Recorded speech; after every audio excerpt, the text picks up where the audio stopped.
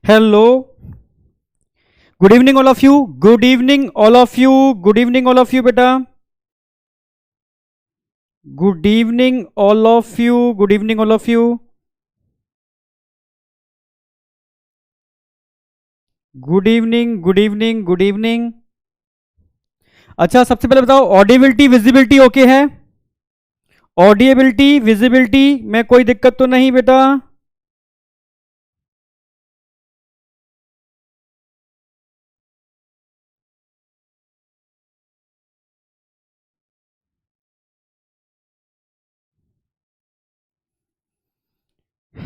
Audibility visibility okay है बेटा या नहीं?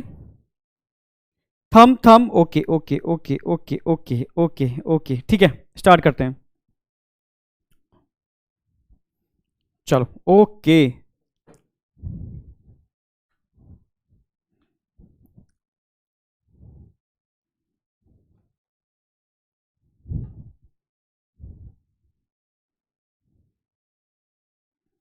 ठीक है,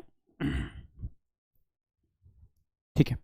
तो बेटा लास्ट लेक्चर हमारा था कैंसर का, तो एक बार हम उसको एक प्रॉपर तरीके से आपके ब्रेन में सेट करते हुए कंटिन्यू आगे करते हैं. ठीक है, तो अगर हम कैंसर की बात करते हैं तो मैंने बताया था बहुत ही लीथल है. ठीक है, मैंने बताया भी था आज की डेट में अगर कोरोना को छोड़ दिया जाए, ठीक है, तो सबसे ज्यादा प्रॉब्लम जो आ रही है बेटा वो कैंसर से आ रही है. ठीक है, हर 4 में से 1 पर्सन को कैंसर है, अकॉर्डिंग टू जो एक डेटा दिया गया था उसके अकॉर्डिंग. ठीक है, जो बहुत तेजी से, क्योंकि उसका जो मेन कॉज है लाइफस्टाइल बता चुका हूं मैं आपको. ठीक है, तो बेसिक मैंने क्लियर करा दिया था कि कैंसर होता क्या है. ठीक है भाई, कैंसर का मतलब है अपनी ही नॉर्मल सेल की अनकंट्रोल ग्रोथ. यानी आप कार ड्राइव कर रहे हो भाई, आपके हाथ में स्टीयरिंग है, ठीक है, आपके हाथ में, आपके पैरों में ब्रेक भी लगे हुए हैं, ठीक है, सब कुछ आपके कंट्रोल में है.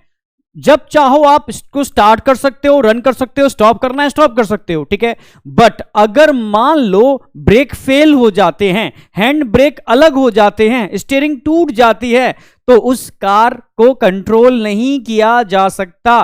तो बस ऐसे ही सेल जिसको कंट्रोल नहीं किया जा सकता, जिसकी सेल डिवीजन टोटली अनकंट्रोल होती है, उसको बोलते हैं कैंसर. पर फिर भी मैंने डिफरेंस बताया था कैंसर और ट्यूमर में डिफरेंस क्या है. ठीक है, जब तक सेल एक ही जगह ग्रो कर रही है, कैप्सूलेटेड, ठीक है, कैप्सूल के अंदर है, तब तक तो आप टर्म यूज करोगे भाई ट्यूमर है. अभी वो डेंजरस कंडीशन नहीं है.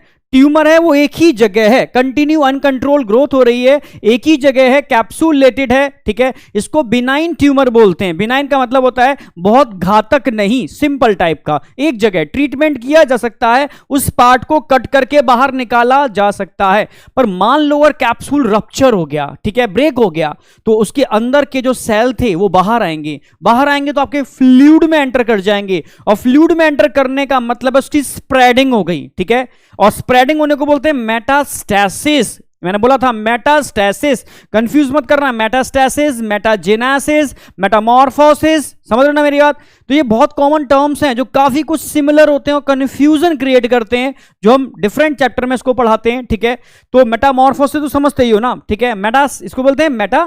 ठीक है, मेटाजेनेसिस, मेटास्टेसिस, ठीक है, मेटामॉर्फोसिस बड़े कॉमन टर्म है. या मेटाजेनेसिस को मेटामॉर्फ या ऐसे भी कह सकते हो. ठीक है, मेटामेरिक सेगमेंटेशन, एक मेटामेरिक सेगमेंटेशन कहां देखने को मिलते हैं? एनिलिडा, ऑर्थोपोडा, ठीक है, और कॉर्डेटा. तो 3 जगह मेटामेरिक सेगमेंटेशन 11th का पार्ट है. ये सारे पार्ट में 11th की बात कर रहा हूं, 11th वाले पार्ट में आएंगे. बट यहां पर ध्यान रखना है आपको मेटास्टेसिस. ठीक है भाई, हम कहते हैं ना मेटास्टेसिस हो गई. ठीक है, अब वो स्प्रेड कर गया, अब कुछ नहीं हो सकता. This is a dangerous condition, this is a lethal condition, और अब ट्रीटमेंट इतना आसान नहीं है. क्लियर है बिल्कुल? हाँ बेटा, ओके, ठीक है. तो अब ट्रीटमेंट इतना आसान नहीं है, समझ रहे ना मेरी बात, क्योंकि स्प्रेडिंग हो चुकी है उसकी. तो वो वाली बात मैंने क्लियर कर दी थी. ठीक है, कि अब उसको हम टर्म यूज करेंगे कैंसर या मैलिग्नेंट, या मैलिग्नेंसी आ गई उसके अंदर. मैलिग्नेंट ट्यूमर भी बोल सकते हो या कैंसर भी बोल सकते हो, जब तक वो एक जगह है. ठीक है, नॉर्मल ट्यूमर बोलोगे, स्प्रेडिंग हो गई कैंसर हो गया. ठीक है, तो यहां तक की बात तो क्लियर थी। अब मैंने इसकी प्रॉपर्टी भी बताई थी कि भाई कैसे आइडेंटिफाई करोगे नॉर्मल सेल डिवीजन हो रही है या कैंसर सेल डिवीजन है। भाई नॉर्मल सेल कांटेक्ट इनहिबिशन को फॉलो करती है, मींस अगर बॉडी का कोई पार्ट रप्चर हो जाता है, ठीक है, तो सेल ग्रोथ करेंगे, पर कहां तक, जब तक कि अदर सेल के कांटेक्ट में नहीं आते। इसलिए जो बॉडी का स्ट्रक्चर है वो मेंटेन रहेगा। पर अगर सोचो कांटेक्ट इनहिबिशन मैकेनिज्म नहीं होता तो सेल अनकंट्रोल ग्रोथ करते, और अनकंट्रोल ग्रोथ का मतलब है, समझ रहे हो ना, एक दूसरे के ऊपर ग्रोथ, यानी एबनॉर्मल ग्रोथ, यानी कह सकते हो कि बॉडी के फॉर्मेशन में भी डिफॉर्मिटीज हो जाएंगे, एबनॉर्मलिटीज आ जाएंगे, स्ट्रक्चर बिगड़ जाएगा, ठीक है। पर एनिमल में ऐसा नहीं होता, क्योंकि यहां पर कांटेक्ट इनहिबिशन को फॉलो करते हैं। इनवेजिवनेस नहीं होती नॉर्मल डिवीजन में, पर कैंसर सेल में इनवेजिवनेस देखने को मिलती है। फाइनली हमने बात की थी हर सेल की एक पर्टिकुलर लाइफ होती है, ठीक है। लाइफ का मतलब है उसके डिवीजन की एक लाइफ होती है। एक सेल मैक्सिमम भाई 1 से 2 डॉटर सेल बन गए, फिर वो डॉटर सेल अगेन डिवाइजन, ऐसे अगेन डिवीजन, ऐसे डिवीजन, ठीक है। तो ये भी डिवीजन एक लाइनेज तक चलता है, उसके बाद ये डिवीजन भी स्टॉप हो जाता है। तो अप्रोक्सीमेटली 50 जनरेशन तक एक ही लाइनेज में डिवीजन देखने को मिलती है, एक ही सेल में डिवीजन देखने को मिलती है, मैक्सिमम 50 जनरेशन, ठीक है। उसके बाद कि जो सेल्स होते हैं वो एपोप्टोसिस से उनकी डेथ हो जाती है, वो अपने आप ही, क्योंकि उसके लिए कौन रिस्पॉन्सिबल होता है भाई, सेल के अंदर जितने भी क्रोमोसोम होते हैं उनके टीले पर, मतलब उनके टर्मिनल एंड पर, ऐसे याद रखो, टर्मिनल एंड पर कुछ सीक्वेंस होते हैं, उनको क्या बोलते हैं, टीलोमर सीक्वेंस। ये टीलोमर सीक्वेंस हर डिवीजन पर रिड्यूस होते जाते हैं, हर डिवीजन पर रिड्यूस होते जाते हैं, ठीक है। तो जब टीलोमर सीक्वेंस टोटली फिनिश हो जाएंगे, यानी सेल फर्दर डिवाइड नहीं करेगी, ऑटोमेटिकली वो जीन एक्टिवेट होंगे जो उसकी एपोप्टोसिस, एपोप्टोसिस मतलब होता है, ठीक है, programmed cell death, automatically cell खत्म हो जाती है। समझ रहे हो ना मेरी बात, मतलब बहुत बेहतरीन तरीका है सेल खत्म होने का, ठीक है। वो अपना एक पार्ट भी नहीं छोड़ती, हर पार्ट को डाइजेस्ट करते हुए बिल्कुल फिनिश होती है, ठीक है। इसको एपोप्टोसिस बोलते हैं, ठीक है। जबकि नेक्रोसिस अलग मैकेनिज्म है, नेक्रोसिस अलग मैकेनिज्म है, ठीक है। उसमें अगर सेल की डेथ होती है तो टॉक्सिक मटेरियल प्रोड्यूस होते हैं जो टॉक्सिसिटी क्रिएट करते हैं, जबकि एपोप्टोसिस एक सुपर मैकेनिज्म है जिसमें कोई टॉक्सिसिटी नहीं होती, सेल ऑटोमेटिकली अपने को खत्म करने का काम करती है, ठीक है। तो ये दो चीजें हैं, आप समझ रहे हो ना मेरी बात, यानी एक तरीके से किसी ने किसी को मार दिया तो ये क्या है, नेक्रोसिस, ठीक है। और ऑटोमेटिकली आप समझना कि अपनी स्वेच्छा से, ठीक है, कह सकते हो कि अपनी बॉडी को खत्म कर रहे हो, ठीक है, ऑटोमेटिकली, ठीक है। वो एक मैकेनिज्म है, इसको एपोप्टोसिस बोलते हैं, जो नेचुरल मैकेनिज्म है, और उसको प्रोग्राम सेल डेथ बोलते हैं, बेहतरीन मैकेनिज्म है, ठीक है। तो ये कब होती है, 50 जनरेशन के बाद। क्यों होती है, क्योंकि टीलोमर सीक्वेंस खत्म हो गए। पर कैंसर सेल में ऐसा नहीं होता, वो इमोर्टल हैं, इनकी एक मोर्टेलिटी है, पर्टिकुलर टाइम के बाद खत्म, ठीक है। पर कैंसर सेल क्या होते हैं, इमोर्टल, क्योंकि उनके टीलोमर सीक्वेंस रिड्यूस ही नहीं होते, क्योंकि वहां पर एक एंजाइम एक्टिवेट हो जाता है, टीलोमरेज, जो उन टीलोमर सीक्वेंस को कंटिन्यू मेंटेन करके हर बार मेंटेन करेगा, कम फिर मेंटेन, कम फिर मेंटेन, तो मेंटेन करके रखेगा तो वो अमर होगी ना वो, ठीक है, इमोर्टल होगी, कभी उसकी मोर्टेलिटी आएगी ही नहीं, हर डिवीजन कंट्रोल, अनकंट्रोल डिवीजन हो जाएगी, ठीक है।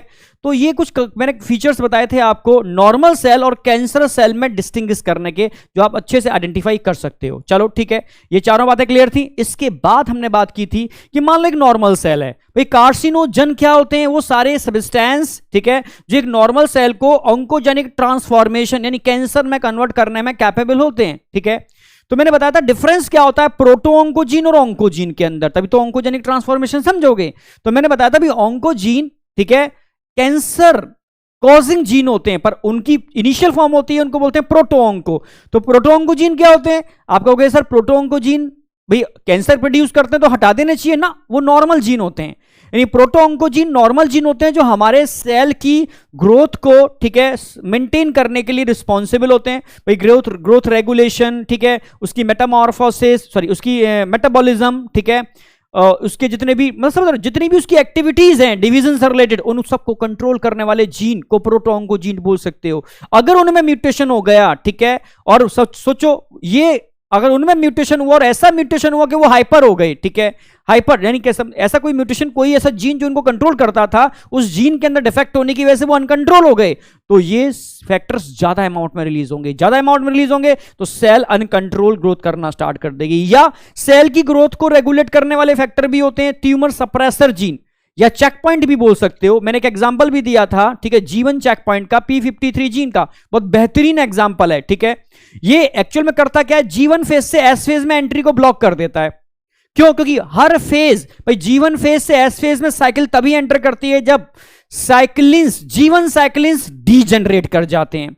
फिर एस फेज से एम फेज में तब एंटर करती है, G2 फेज में तब एंटर करती है जब एस साइक्लिन डीजनरेट कर जाते हैं, ठीक है।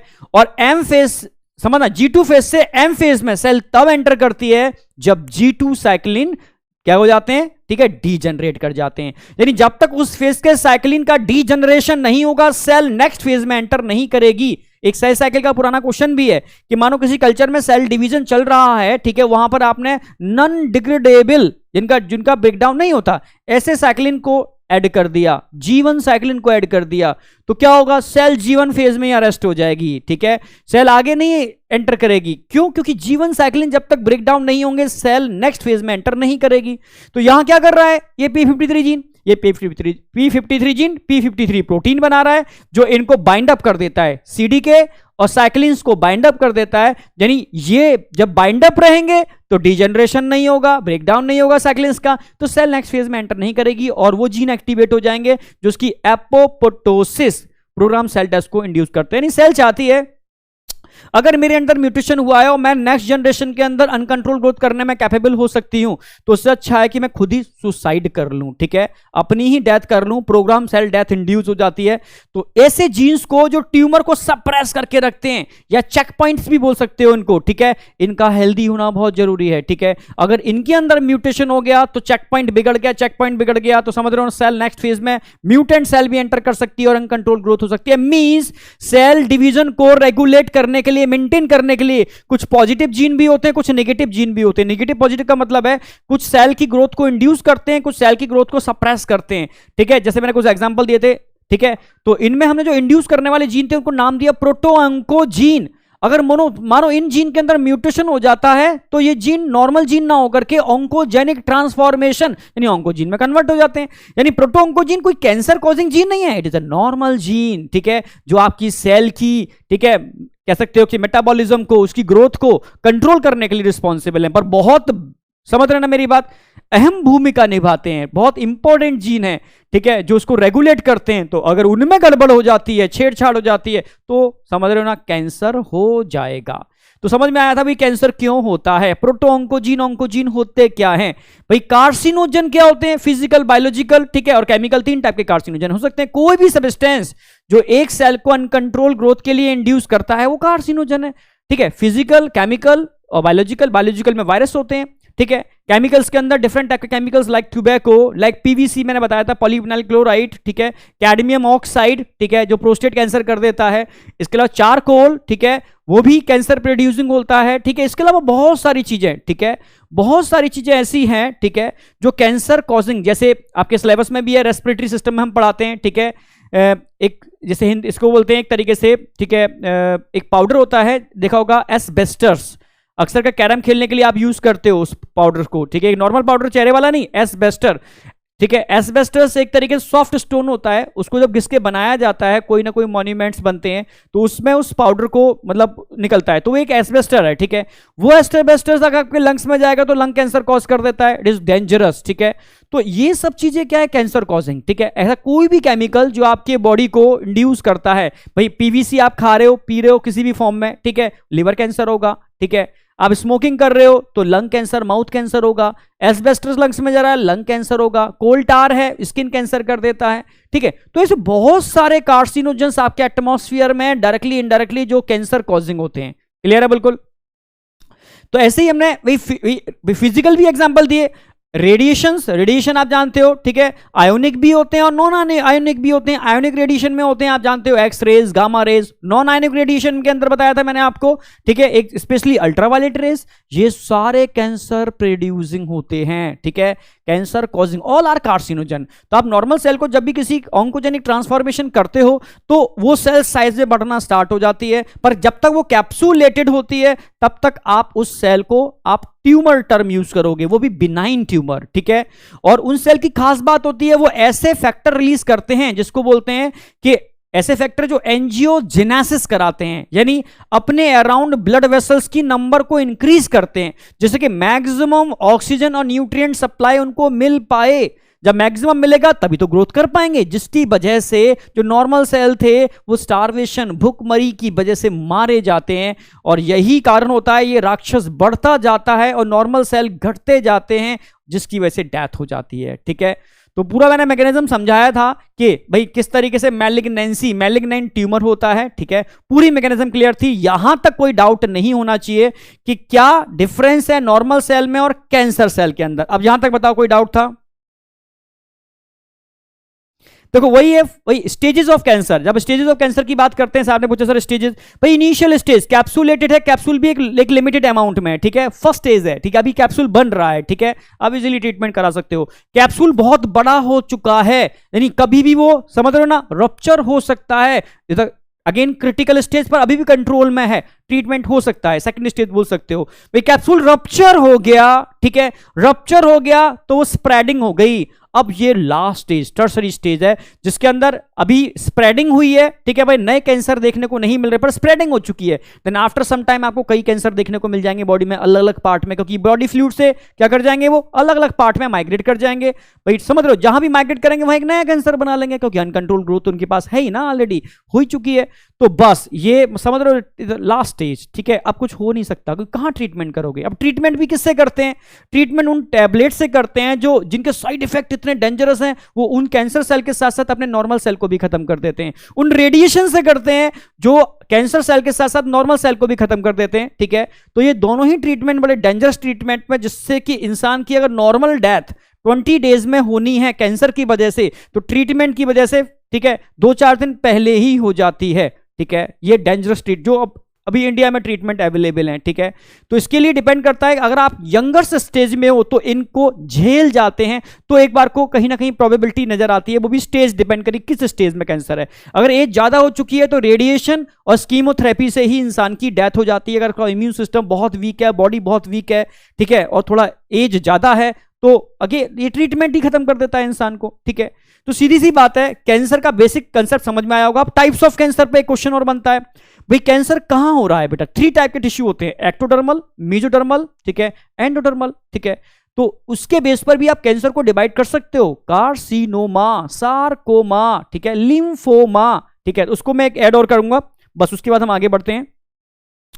ओके ओके, हेयर फॉल, बिल्कुल मैंने बताया कीमोथेरेपी मैंने बताया कि भाई हेयर फॉल सबसे पहले होता है, क्योंकि हेयर का अटैचमेंट होता है, ठीक है, बहुत कोई हार्ड अटैचमेंट नहीं है। मैंने कीमोथेरेपी के साइड इफेक्ट एक नहीं होते, भाई एनीमिया होना चालू हो जाता है, ठीक है, हेयर फॉल, क्योंकि भाई हेयर बहुत मतलब उसका सीधा इफेक्ट हेयर पर भी पड़ता है, बहुत स्ट्रांग नहीं होते हेयर। ठीक है, तो हेयर फॉलिंग पहले होना स्टार्ट हो जाती है, एनीमिया होना स्टार्ट हो जाता है, क्योंकि भाई सीधी सी बात है, कीमोथेरेपी रेडिएशन भाई इफेक्ट तो डायरेक्टली यहां होगा ही होगा, क्योंकि हाई डोज कहते, हाई कह सकते हो, बहुत हाई मतलब डोज की टैबलेट्स होते हैं ये। ठीक है, जैसे आप मिलीग्राम में बोलते हो ना, ऐसे ही बहुत हाई डोज की टैबलेट्स होते हैं। ठीक है, इसमें बहुत कॉमनली यूज करते हैं विनब्लास्टिन, विनक्रिस्टिन। ठीक है, ये बहुत कॉमनली यूज होने वाले टैबलेट्स हैं। ठीक है, कई कोबाल्ट कंटेनिंग टैबलेट्स भी होते हैं। रेडिएशंस में अक्सर कर गामा रेडिएशंस यूज करते हैं। सोचो ये इतनी डेंजरस चीजें हैं, तो भाई नॉर्मल सेल पर तो इफेक्ट पड़ेगा, हेयर रूट भी तो एक नॉर्मल सेल ही है, तो सीधी सी बात है उस पर भी इफेक्ट पड़ेगा कीमोथेरेपी का,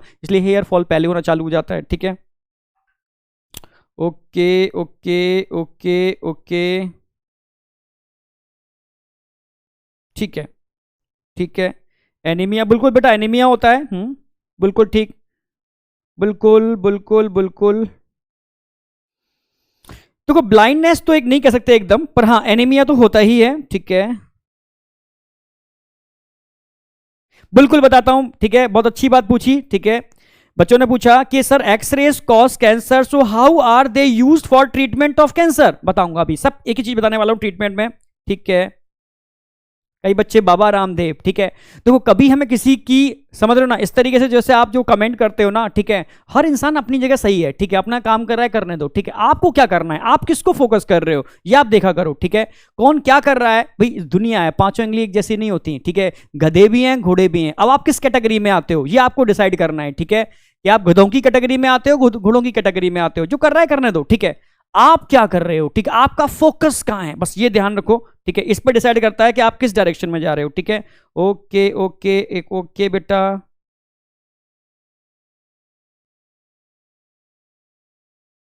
ओके, बहुत बढ़िया बहुत बढ़िया, चलो ठीक है, यानी लगभग आपको एकदम क्लियर है। ठीक है, तो अब यहां तक क्रिस्टल क्लियर है तो इंडिकेट कर दो। देन अगेन आज हम स्टार्ट करने वाले हैं क्या, कॉमन डिसीज इन ह्यूमन। इसको स्टार्ट करने से पहले मैं कैंसर का रिमेनिंग वाला पार्ट फिनिश करूंगा उससे। ठीक है, टाइप्स ऑफ कैंसर और ऐड कर दूं मैं।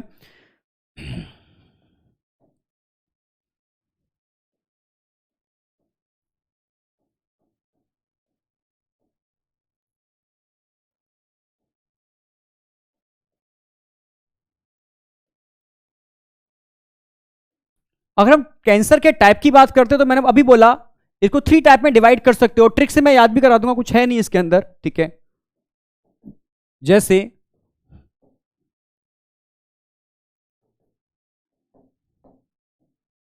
अभी बताया मैंने भाई, इसको हम सार्कोमा भी बोल सकते हैं, कार्सिनोमा भी बोल सकते हो। ठीक है, कार्सिनोमा,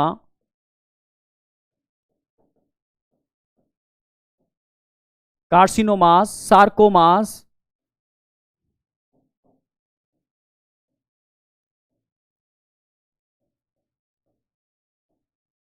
लिम्फोमा।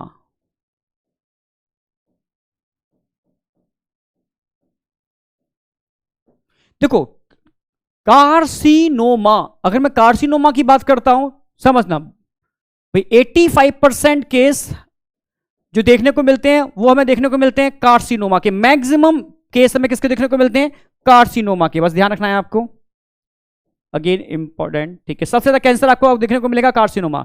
बस कार्सिनोमा क्या है, अगर किसी भी टिश्यू का ओरिजिन एक्टोडर्मल है, समझना टिश्यू का ओरिजिन एक्टोडर्मल है या एंडोडर्मल है, एक्टो या एंडो। ठीक है, तो उस टिश्यू में अगर अनकंट्रोल ग्रोथ होती है तो कार्सिनोमा। ठीक है, तो समझ जाना यहां पे हम अनकंट्रोल ग्रोथ, ठीक है, किसकी बात करते हैं यहां पर, एक्टोडर्मल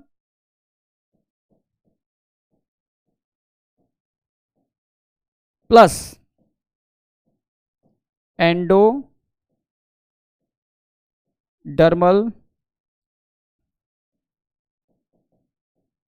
टिश्यू।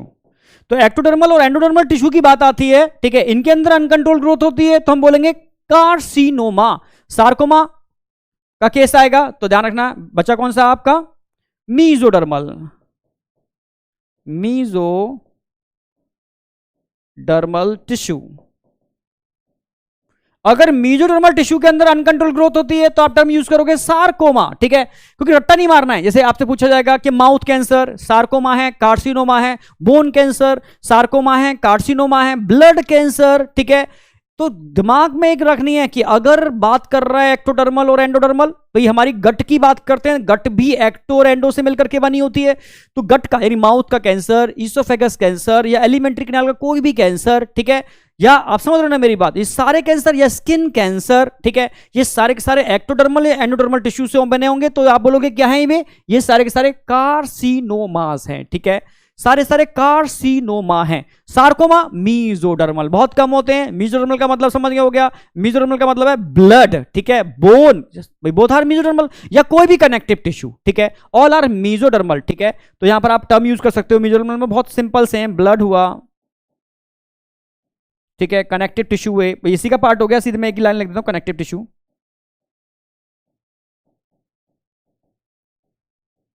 जितने भी कनेक्टेड टिश्यू हैं उनसे रिलेटेड जो भी कुछ आएगा, ठीक है, सार्कोमा। पर सार्कोमा का एक टाइप होता है लिम्फोमा, एक स्पेशल टाइप के कनेक्टिव टिश्यू जिसको हम बोलते हैं, ठीक है, ब्लड, वो भी एक तरीके से मीजोडर्मल है, पर उसको एक अलग से भी हम बोल सकते हैं लिम्फोमा, क्योंकि बॉडी फ्लूइड से रिलेटेड है। लिम्फोमा को हमने किस में रख दिया, body fluid, lymphoma body fluid. ठीक है, या इसको एक टर्म और यूज कर सकते हो,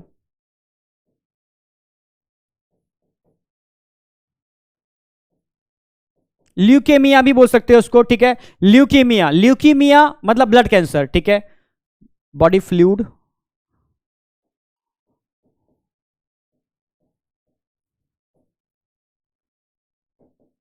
या ब्लड कैंसर टर्म यूज कर सकते हो उसके केस में कॉमनली, ब्लड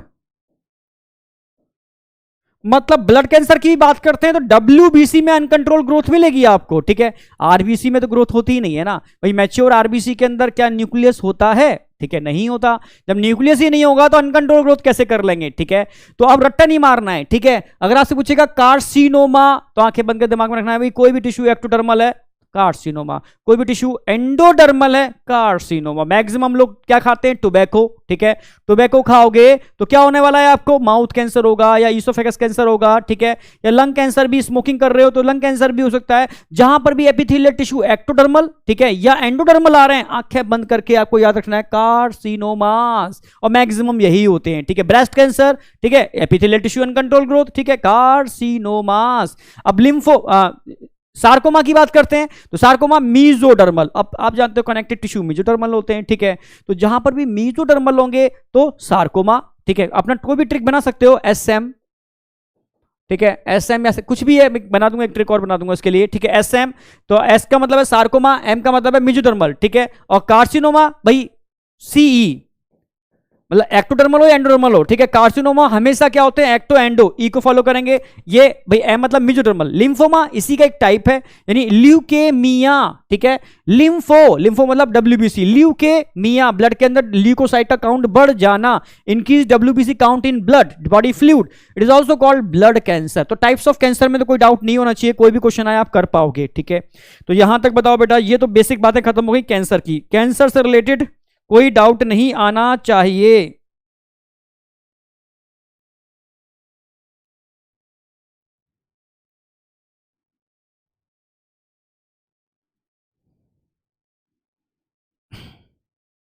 कैंसर से रिलेटेड कोई डाउट बेटा? हाँ बेटा, प्रोस्टेट कैंसर, मैंने कैडमियम ऑक्साइड प्रोस्टेट कैंसर को कॉज करता है, ठीक है। तो मतलब बहुत सारी चीजें ऐसी हैं जो डिफरेंट टाइप के कैंसर को कॉज करते हैं, पर प्रोस्टेट कैंसर बहुत कॉमन कैंसर नहीं है। कॉमन कैंसर जो है मैक्सिमम केस में बताया था मैंने, कौन सा है, कार्सिनोमा है, ठीक है। जो मैक्सिमम कैंसर देखने को मिलते हैं वो कार्सिनोमा है, ठीक है। ओके,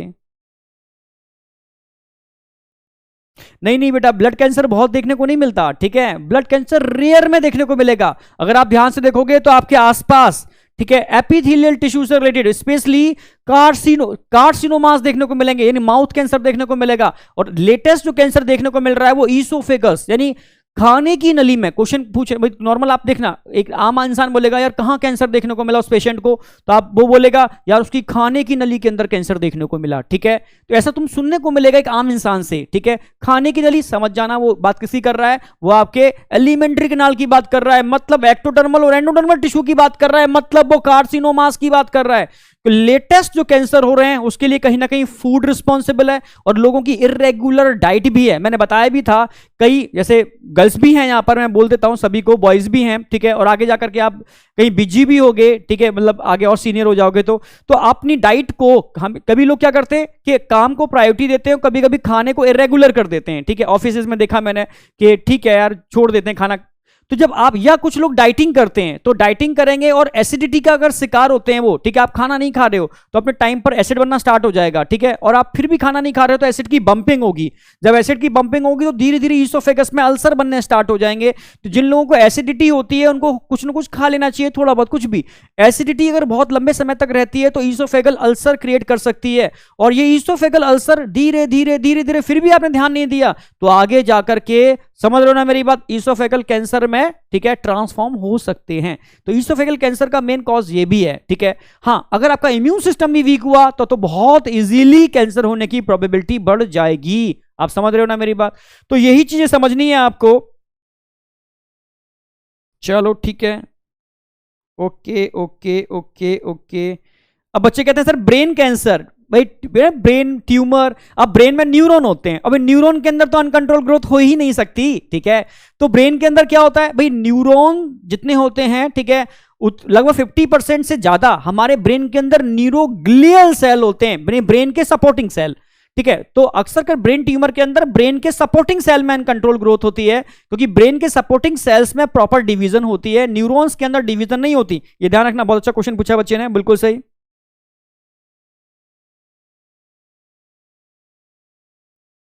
देखो बेटा, ब्लड मैंने बताया ना, अभी बच्चे ने पूछा सर ब्लड लिम्फोमा है, आयुष, ठीक है, त्रिवेदी जी पूछ रहे हैं सर ब्लड को, भाई ब्लड एक्चुअल में है तो मीजोडर्मल, पर इसको एक अलग से क्लासिफाई कर दिया है, body fluid cancer, lymphoma, leukaemia, ठीक है।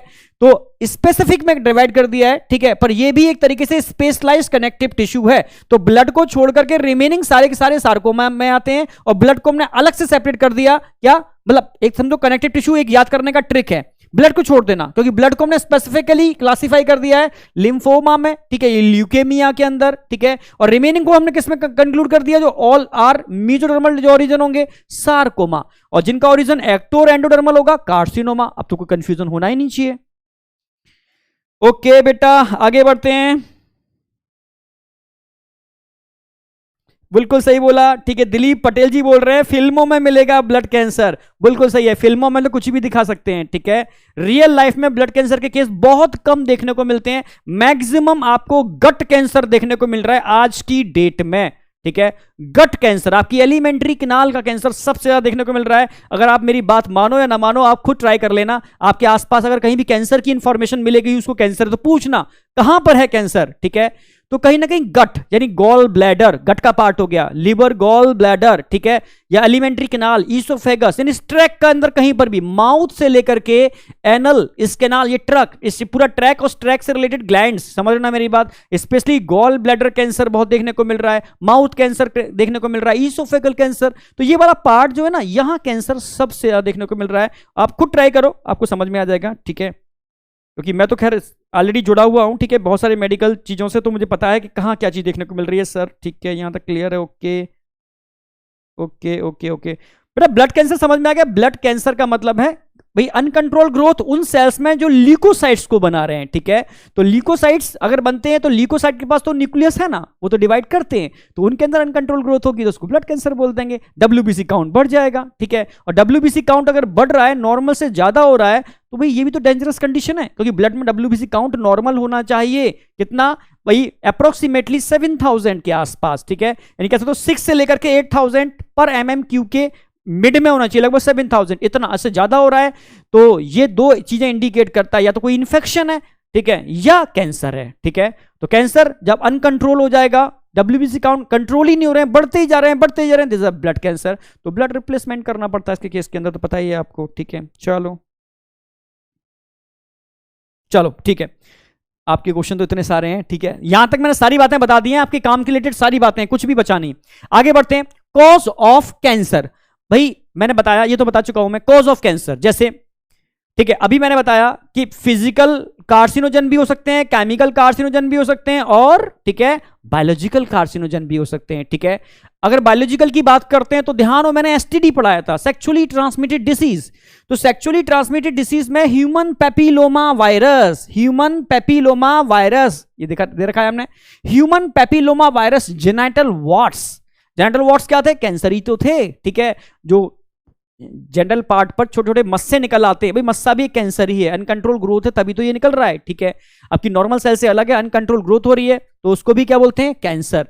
तो ह्यूमन पेपिलोमा वायरस ये करने के लिए रिस्पॉन्सिबल होता है, ठीक है। या हेपेटाइटिस बी वायरस, ये भी लिवर कैंसर प्रोड्यूस कर देता है, क्योंकि देखो वायरस का काम क्या है? अपने जेनेटिक मटेरियल को हमारे जेनेटिक मटेरियल के संग टैग कर देना, ठीक है।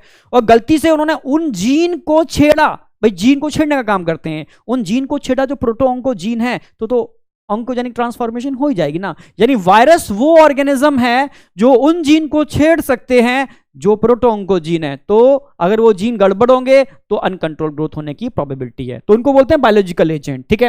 कि अगर हम फिजिकल एजेंट की बात करते हैं, अभी बताया मैंने, ये क्वेश्चन पूछा जाता है, which of the following ionic radiation, which of the following non ionic radiation, तो पता होना चाहिए रेडिएशन पर आयोनिक क्या होते हैं और नॉन आयोनिक क्या होते हैं। आयोनिक में मैंने बताया एक्स रेज, गामा रेज, ये आयोनिक रेडिएशन है, ठीक है। और आपको जानते हो, ठीक है, ultraviolet rays non ionic radiation है। तो ये रेडिएशन क्या करते हैं? ये म्यूटेशन करते हैं, और अब तो मूवीज में भी, एक्शन मूवीज में भी दिखाया गया है इनके बारे में तो काफी कुछ, ठीक है। रेडिएशन क्या करते हैं भाई? तभी तो कहते हैं जब भी आप एक्सरे रूम में जाओ, ठीक है, तो पेशेंट के साथ आप भी जा रहे हो, भाई पेशेंट की तो मजबूरी है, उसको एक्सपोज लेना ही है एक्सरे का, ठीक है। और जो एक्सरे करने वाला होता है, अगर वो समझदार है, ट्रेनी है, वो ट्रेनिंग लिया हुआ है, तो वो देखना उस दूसरे रूम में जाएगा, वहां एक मिरर लगा होगा, वहां से जाकर के एक्सरे का एक्सपोज देगा, या उसी रूम में कहीं ना कहीं कोई ब्लॉक बना होगा, उसके पीछे जाकर के एक्सरे का एक्सपोज देगा, ठीक है, अगर वो समझदार है, ठीक है। और आपको भी कोशिश करना चाहिए कि पेशेंट से जब एक्सरे का एक्सपोज हो तो दूर हो जाओ, ठीक है, नहीं तो लोग तो इकट्ठा हो जाते हैं, भाई क्या हो रहा है देखते हैं जाकर के, ठीक है। तो ये गलत है, ठीक है, फालतू में इन डेंजरस रेस का एक्सपोज मत लो, ठीक है, दूर रहो। हाँ बस एक्सरे हो जाए, एक बार एक्सपोज हो जाता है ना कि पेशेंट को आप रिसीव करो, ठीक है। तो समझ रहे हो ना मेरी बात? तो एक्स रेज, गामा रेज, ठीक है, केमिकल कार्सिनोजन के अंदर तो बहुत सारे हैं, सब जितने भी हैं जो पढ़ा रहा हूं मैं सब केमिकल ही हैं जो आप आज की डेट में देख रहे हो आसपास। पर एनसीईआरटी ने टोबैको की बात की है, क्योंकि टोबैको के सबसे ज्यादा केस देखने को मिल रहे हैं, ठीक है। आप टोबैको स्मोकिंग करते हैं जो, ठीक है, उस पर भी लिखा होता है कैंसर। आप जो पाउच खाते हो, जो लोग खाते हैं, ठीक है, उस पर भी लिखा होता है, फिर भी लोग खा रहे हैं। तो टोबैको का एग्जाम्पल बहुत बेहतरीन दे रखा है, तो उसको ही मैंने एक्सप्लेन कर दिया। टोबैको स्मोक हैव बीन, ठीक है, identified as the major cause of lung cancer, ठीक है। और जो च्युइंग करते हैं टोबैको, ठीक है, वहां दे रखा है ड्रग्स के अंदर, तो उनको माउथ कैंसर की प्रोबेबिलिटी सबसे ज्यादा होती है, ठीक है।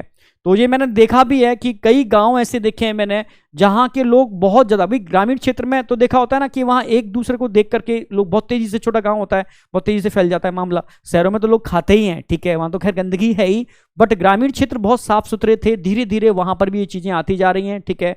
और मतलब एडिक्शन हो जाता है, फिर छूटता तो है नहीं, और एडिक्शन हो जाता है तो लास्ट में एक रिजल्ट तो है ही कैंसर, क्योंकि नहीं खाएंगे तो मरेंगे, खाएंगे तो मरेंगे। तो भाई क्यों खाते हो, स्टार्टिंग ही क्यों करते हो, ठीक है। तो समझ में आ गया ना भाई, कई लोगों को बुरी लगी होगी जो खाते होंगे, जो नहीं खाते होंगे उनको बच के रहना है, ठीक है।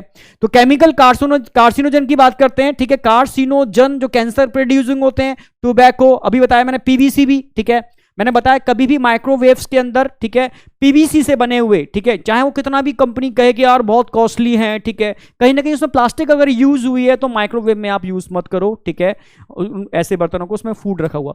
कभी भी कोशिश करो कि अपना वाटर, ठीक है, अपने घर से लेकर के जाओ अपनी स्टील की बोतल के अंदर, जो भी बेहतर आपको लगता हो, ग्लास की बोतल, ठीक है, बट कोशिश करो प्लास्टिक से बचो, ठीक है। कभी भी चाय, गरम गरम जो प्लास्टिक के कप्स होते हैं ना, उनमें चाय डाल करके लोग पीते हैं, पिलाते हैं, ठीक है, उससे अवॉइड करो, ठीक है। हाईली कार्सिनोजेनिक, मैं पहले ही बोल दे रहा हूं।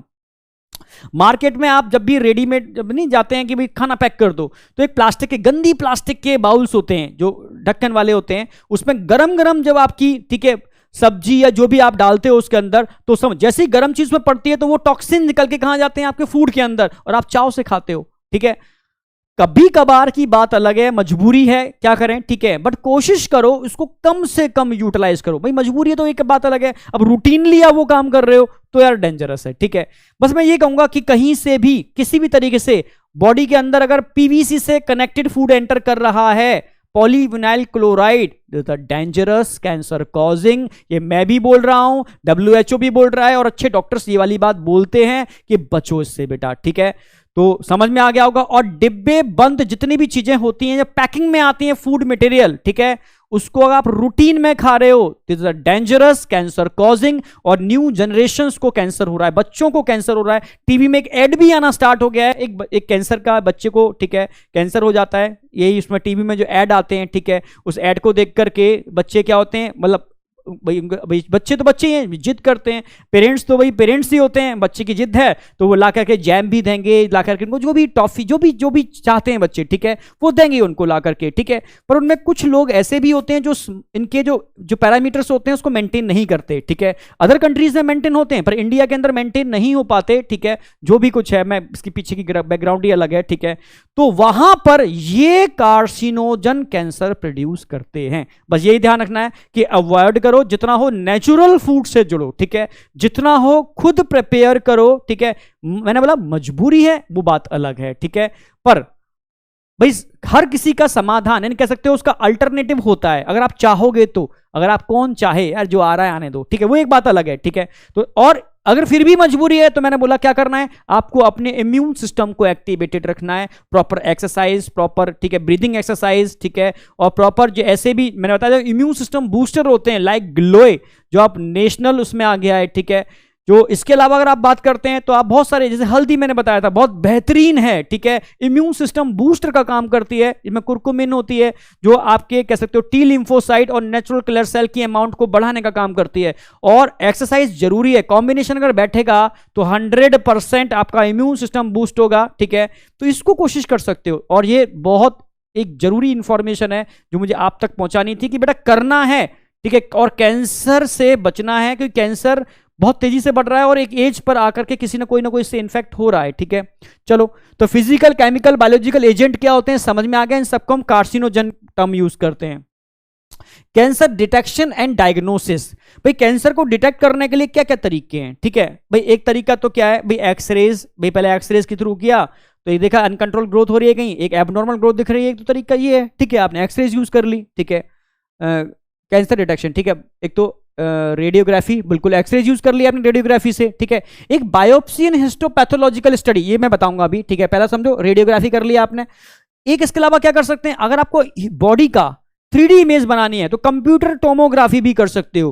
कंप्यूटर टोमोग्राफी में भी क्या करते हैं हम, कंप्यूटर टोमोग्राफी में भी क्या करते हैं मैडम, यहां पर भी यूज ऑफ एक्स-रेज, यहां पर भी आप एक्स-रेज को यूज कर रहे हो, और समझना मेरी बात, और यहां एक्स-रेज को यूज कर रहे हो किसके लिए, 3D इमेज के लिए। 3D इमेज का फॉर्मेशन होता है कंप्यूटर टोमोग्राफी, रेडिएशन से डायरेक्टली एक्सपोज मिल गया, यहां पूरी बॉडी का आप 3D इमेज बना सकते हो कंप्यूटर टोमोग्राफी पर। यूज क्या कर रहे हो यहां पर, एक्सरेज, क्योंकि एक्सरेज ही उस इमेज को बनाने के लिए रिस्पॉन्सिबल होते हैं। ट्रीटमेंट बताता हूं अभी मैं, ठीक है। अब बात करते हैं MRI, ठीक है। तो एक्चुअल में आज की डेट में सबसे सेफेस्ट टेक्निक अगर कोई है, ये क्वेश्चन आया है, सेफेस्ट टेक्निक पे क्वेश्चन आया हुआ है, तो अगेन मैं लिख रहा हूं वेरी वेरी इंपॉर्टेंट, इस पे क्वेश्चन बनता है। सेफेस्ट कौन सा है, MRI। भाई मैग्नेटिक रेजोनेंस इमेजिंग, यहां पर भी आप क्या करने वाले हो, 3D इमेज बनाने वाले हो। इस सेफेस्ट टेक्निक के अंदर भी 3D इमेज बनाओगे, पर इस 3D इमेज को बनाने के लिए आप एक्सरेज यूज नहीं कर रहे, आप यहां पर मैग्नेटिक फील्ड जनरेट कर रहे हो, और उस मैग्नेटिक फील्ड से आप क्या कर रहे हो, अपनी बॉडी की 3D इमेज। 3D इमेज बनती है तो बॉडी में एक इंडिकेशन हो जाता है कि भाई यहां पर एबनॉर्मल ग्रोथ है, इस पार्ट में एबनॉर्मल ग्रोथ है, ये इंडिकेटर है क्या, कैंसर होने का। तो आप समझ रहे होगे। तो एक तरीका क्या था भाई, रेडियोग्राफी यूज कर रहे हो, उसमें भी एक्सपोज देते हैं, कंप्यूटर टोमोग्राफी, ठीक है, और ठीक है MRI, दोनों के केस में 3D इमेज बनाते हैं, पर एक एक केस में एक्सरेज यूज करते हैं, एक एक केस में मैग्नेटिक फील्ड। इसलिए सबसे सेफेस्ट कौन सी हुई, जहां आप मैग्नेटिक फील्ड जनरेट कर रहे हो, सेफेस्ट टेक्निक में आएगी MRI, ध्यान रखना आप। तो तीन तरीके तो कॉमनली यूज होते हैं। कॉमनली आज की डेट में सबसे ज्यादा तरीका यूज हो रहा है MRI। मैक्सिमम डॉक्टर MRI लिखते हैं कैंसर को डिटेक्ट करने के लिए, मैक्सिमम केस के अंदर, ठीक है। एक तो ये समझ में आया। अब जैसे किसी के, हमें पहले से दिख रहा है माउथ के अंदर, ठीक है, ट्यूमर है, ठीक है, तो आप उसको तो पहले निकालना तो है ही, ठीक है, क्योंकि समझदार डॉक्टर वो है कि ट्यूमर अगर दिख रहा है बिल्कुल आई से डायरेक्टली, तो उसको छेड़े ना, ठीक है। छेड़ा तो उसमें क्या हो जाएगा, स्प्रेडिंग हो जाएगी, स्प्रेडिंग हो जाएगी तो एक ट्यूमर से कई ट्यूमर यानी कैंसर प्रोड्यूस हो जाएंगे, ठीक है। तो ध्यान रखना है, अच्छा समझदार, आपको भी समझना होगा कि अगर एक जगह है इंडिकेट हो गया है, डॉक्टर कहता है कि एक काम करो बायोप्सी करा लो उसकी, क्या ट्यूमर तो नहीं है। बायोप्सी का मतलब है उस ट्यूमर से, जहां पर एक जगह ट्यूमर बना हुआ है, आप छोटे से पार्ट को कट करके निकालो, और निकाल करके लैब में टेस्टिंग के लिए भेजो, और लैब टेस्ट करके बताएगी इसमें जो सेल्स हैं वो नॉर्मल सेल्स हैं एबनॉर्मल, ठीक है। लैब तो बता देगी भाई कैंसर है, पर तब तक आपने क्या किया, उसके कैप्सूल को रप्चर कर दिया, और कैप्सूल को रप्चर करने का मतलब है उसमें स्प्रेडिंग कर दी। जब तक लैब की रिपोर्ट आएगी बॉडी में स्प्रेड हो जाएगा, यानी पहले ट्रीटमेंट पॉसिबल था, पर आपने बायोप्सी कराने के बाद ट्रीटमेंट पॉसिबल नहीं है। तो बायोप्सी सक्सेस तब है यदि अगर जैसे मानो यूट्रस के अंदर सिस्ट बना हुआ, फाइब्रोसिस हो गई, सिस्ट बन गया, आपने यूट्रस बाहर निकलवा लिया, ठीक है। अब आप चेक करा लो कि कैंसर तो नहीं था, यानी बॉडी से डिटैच करने के बाद आप उस पार्ट की बायोप्सी करा सकते हो। बायोप्सी पहला टर्म है भाई। बायोप्सी कब कराते हैं, बायोप्सी का मतलब है स्मॉल पार्ट को सेपरेट करके लैब में उसकी टेस्टिंग करना, ये बायोप्सी होती है, ठीक है। या इसको एक टर्म यूज करते हैं हिस्टोपैथोलॉजिकल स्टडी, भाई उसके टिश्यूज की स्टडी, उसकी सेल की स्टडी, क्योंकि नॉर्मल सेल का स्ट्रक्चर और कैंसर सेल के स्ट्रक्चर में अंतर होता है, सीधी सी बात है, ठीक है। तो इसकी हिस्टोपैथोलॉजिकल स्टडी यानी बायोप्सी तब बेहतर है जब उसको बॉडी से सेपरेट कर लिया जाए, ठीक है। बॉडी में अंदर इनबिल्ड है वो चीज, तो अब अगर आप बायोप्सी करते हो तो स्प्रेडिंग की प्रोबेबिलिटी बढ़ जाती है, इसलिए सेफेस्ट तो बिल्कुल भी नहीं है, पर एक तरीका है हाँ चेक करने का, ठीक है। तो ये तीनों तरीके समझ में आए। अब लेटेस्ट आज की डेट में हम एक तरीका और यूज करना स्टार्ट कर दिया है हमने, ठीक है। एक तरीके से कह सकते हो कि ऐसे एंटीबॉडी, ठीक है, जो कहीं ना कहीं रेडियो लेबल्ड होते हैं, ठीक है, और हमने स्पेशली कैंसर के लिए उनको डिजाइन किया है, ठीक है। आप आइडेंटिफाई करना चाहते हो बॉडी में, यानी आपने जैसे MRI किया, ठीक है, आपको शक हुआ यार यहाँ ग्रोथ अभी बहुत ज्यादा नहीं है, पर ये ग्रोथ नॉर्मल नहीं लग रही, तो कंफर्मेसी टेस्ट के लिए आप क्या करोगे, इन एंटीबॉडी को बॉडी में इंजेक्ट करोगे, ठीक है। तो ये एंटीबॉडी कहां बाइंड करेंगे, उस पर्टिकुलर सब्सटेंस जहां भी उसका वो अगर कैंसर सेल है तो वहां बाइंड करेंगे जाकर के, ठीक है। एक ड्रग इंजेक्ट करोगे, ड्रग उनसे बाइंड करेगी, और वहां पर अगर फ्लोरिसेंस नजर आ रही है, ठीक है, कहीं ना कहीं आपको समझ रहे हो ना, कलर इंडिकेशन हो रहा है, ठीक है, तो ये कंफर्मेसी टेस्ट हो जाता है, भाई वहां पर कैंसर है। तो ये भी एक तरीका है, antibody against the cancer, specific antigen जो स्पेशली कैंसर सेल के ऊपर होते हैं, also used for detection of certain cancer. ठीक है, तो कुछ कंडीशंस पर इस चीज को यूज करते हैं, नॉर्मल केस में तो एमआरआई से कंफर्म हो जाता है। मैंने बताया कि एमआरआई से कंफर्म नहीं हो पा, डॉक्टर डाउट में है कि यार अभी ग्रोथ नहीं हुई, पर वो ग्रोथ जो थोड़ी बहुत हो रही है मे बी कैंसर, तो हाँ कंफर्मेशन के लिए आप ये कर सकते हो। ठीक है, ये तो मेन टेक्निक है, जो सबसे ज्यादा यूज होने वाली टेक्निक है वो एक ही है यहां पर, क्या, एमआरआई। सबसे ज्यादा टेक्निक जो यूज होती है, एक सेफेस्ट टेक्निक है, सबसे ज्यादा यूज होने वाली टेक्निक है, ठीक है, एमआरआई। तो ध्यान रखना, वेरी इंपॉर्टेंट, लगा दिया है, इस पे क्वेश्चन आता है। पर एक टेक्निक और है, ये फ्यूचर की चीजें हैं, अभी इंडिया में तो नहीं है। ठीक है, technique of molecular biology can be applied to detect gene in individuals which inherit space, ठीक है, ससेप्टेबिलिटी टू सर्टेन कैंसर। वो कुछ कैंसर होते हैं, समझो अगर थायमिन की सीक्वेंस किसी जीन के अंदर बहुत ज्यादा है, थायमिन, ठीक है, ये मॉलिक्यूलर डायग्नोसिस बता रहा हूं, तो अगर हम मॉलिक्यूलर स्टडी करते हैं, हमें लगता है यार इसकी लाइनेज में कैंसर बहुत देखने को मिल रहा है। ठीक है, उसको भी था, उसको भी था, उसको भी था। ठीक है, तो अगर आप अवेयर हो यार आपकी लाइनेज में बहुत देखने को मिल रहा है, ठीक है, मदर की लाइनेज या फादर की लाइनेज के अंदर, तो आप क्या करोगे यार, मॉलिक्यूलर डायग्नोसिस कराओगे, भी कैंसर क्यों हो रहा है, तो बताएंगे यार आपके इस जीन के अंदर थायमिन डायमर बहुत ज्यादा है। ठीक है, रिपीटेशन बहुत ज्यादा है, थायमिन डायमर क्या करते हैं, पेयरिंग कर लेते हैं। ठीक है, जिसकी वजह से कभी कभी क्या हो जाता है, कैंसर हो जाता है, अनकंट्रोल ग्रोथ हो जाती है। तो कुछ जीन इंडिकेटर्स होते हैं इसके लिए। ठीक है, तो अगर हमें पहले से पता चल जाएगा तो हम क्या करेंगे, नेक्स्ट जनरेशन में ना हो तो हम इनिशियली जीन थेरेपी करा लेंगे। समझ में आ गया, जीन थेरेपी एम्ब्रियोनिक स्टेज के अंदर, जिससे कि वो नेक्स्ट जनरेशन में ट्रांसफर नहीं होगा। तो ये एक तरीका है। ठीक है, समझ में आ गया होगा।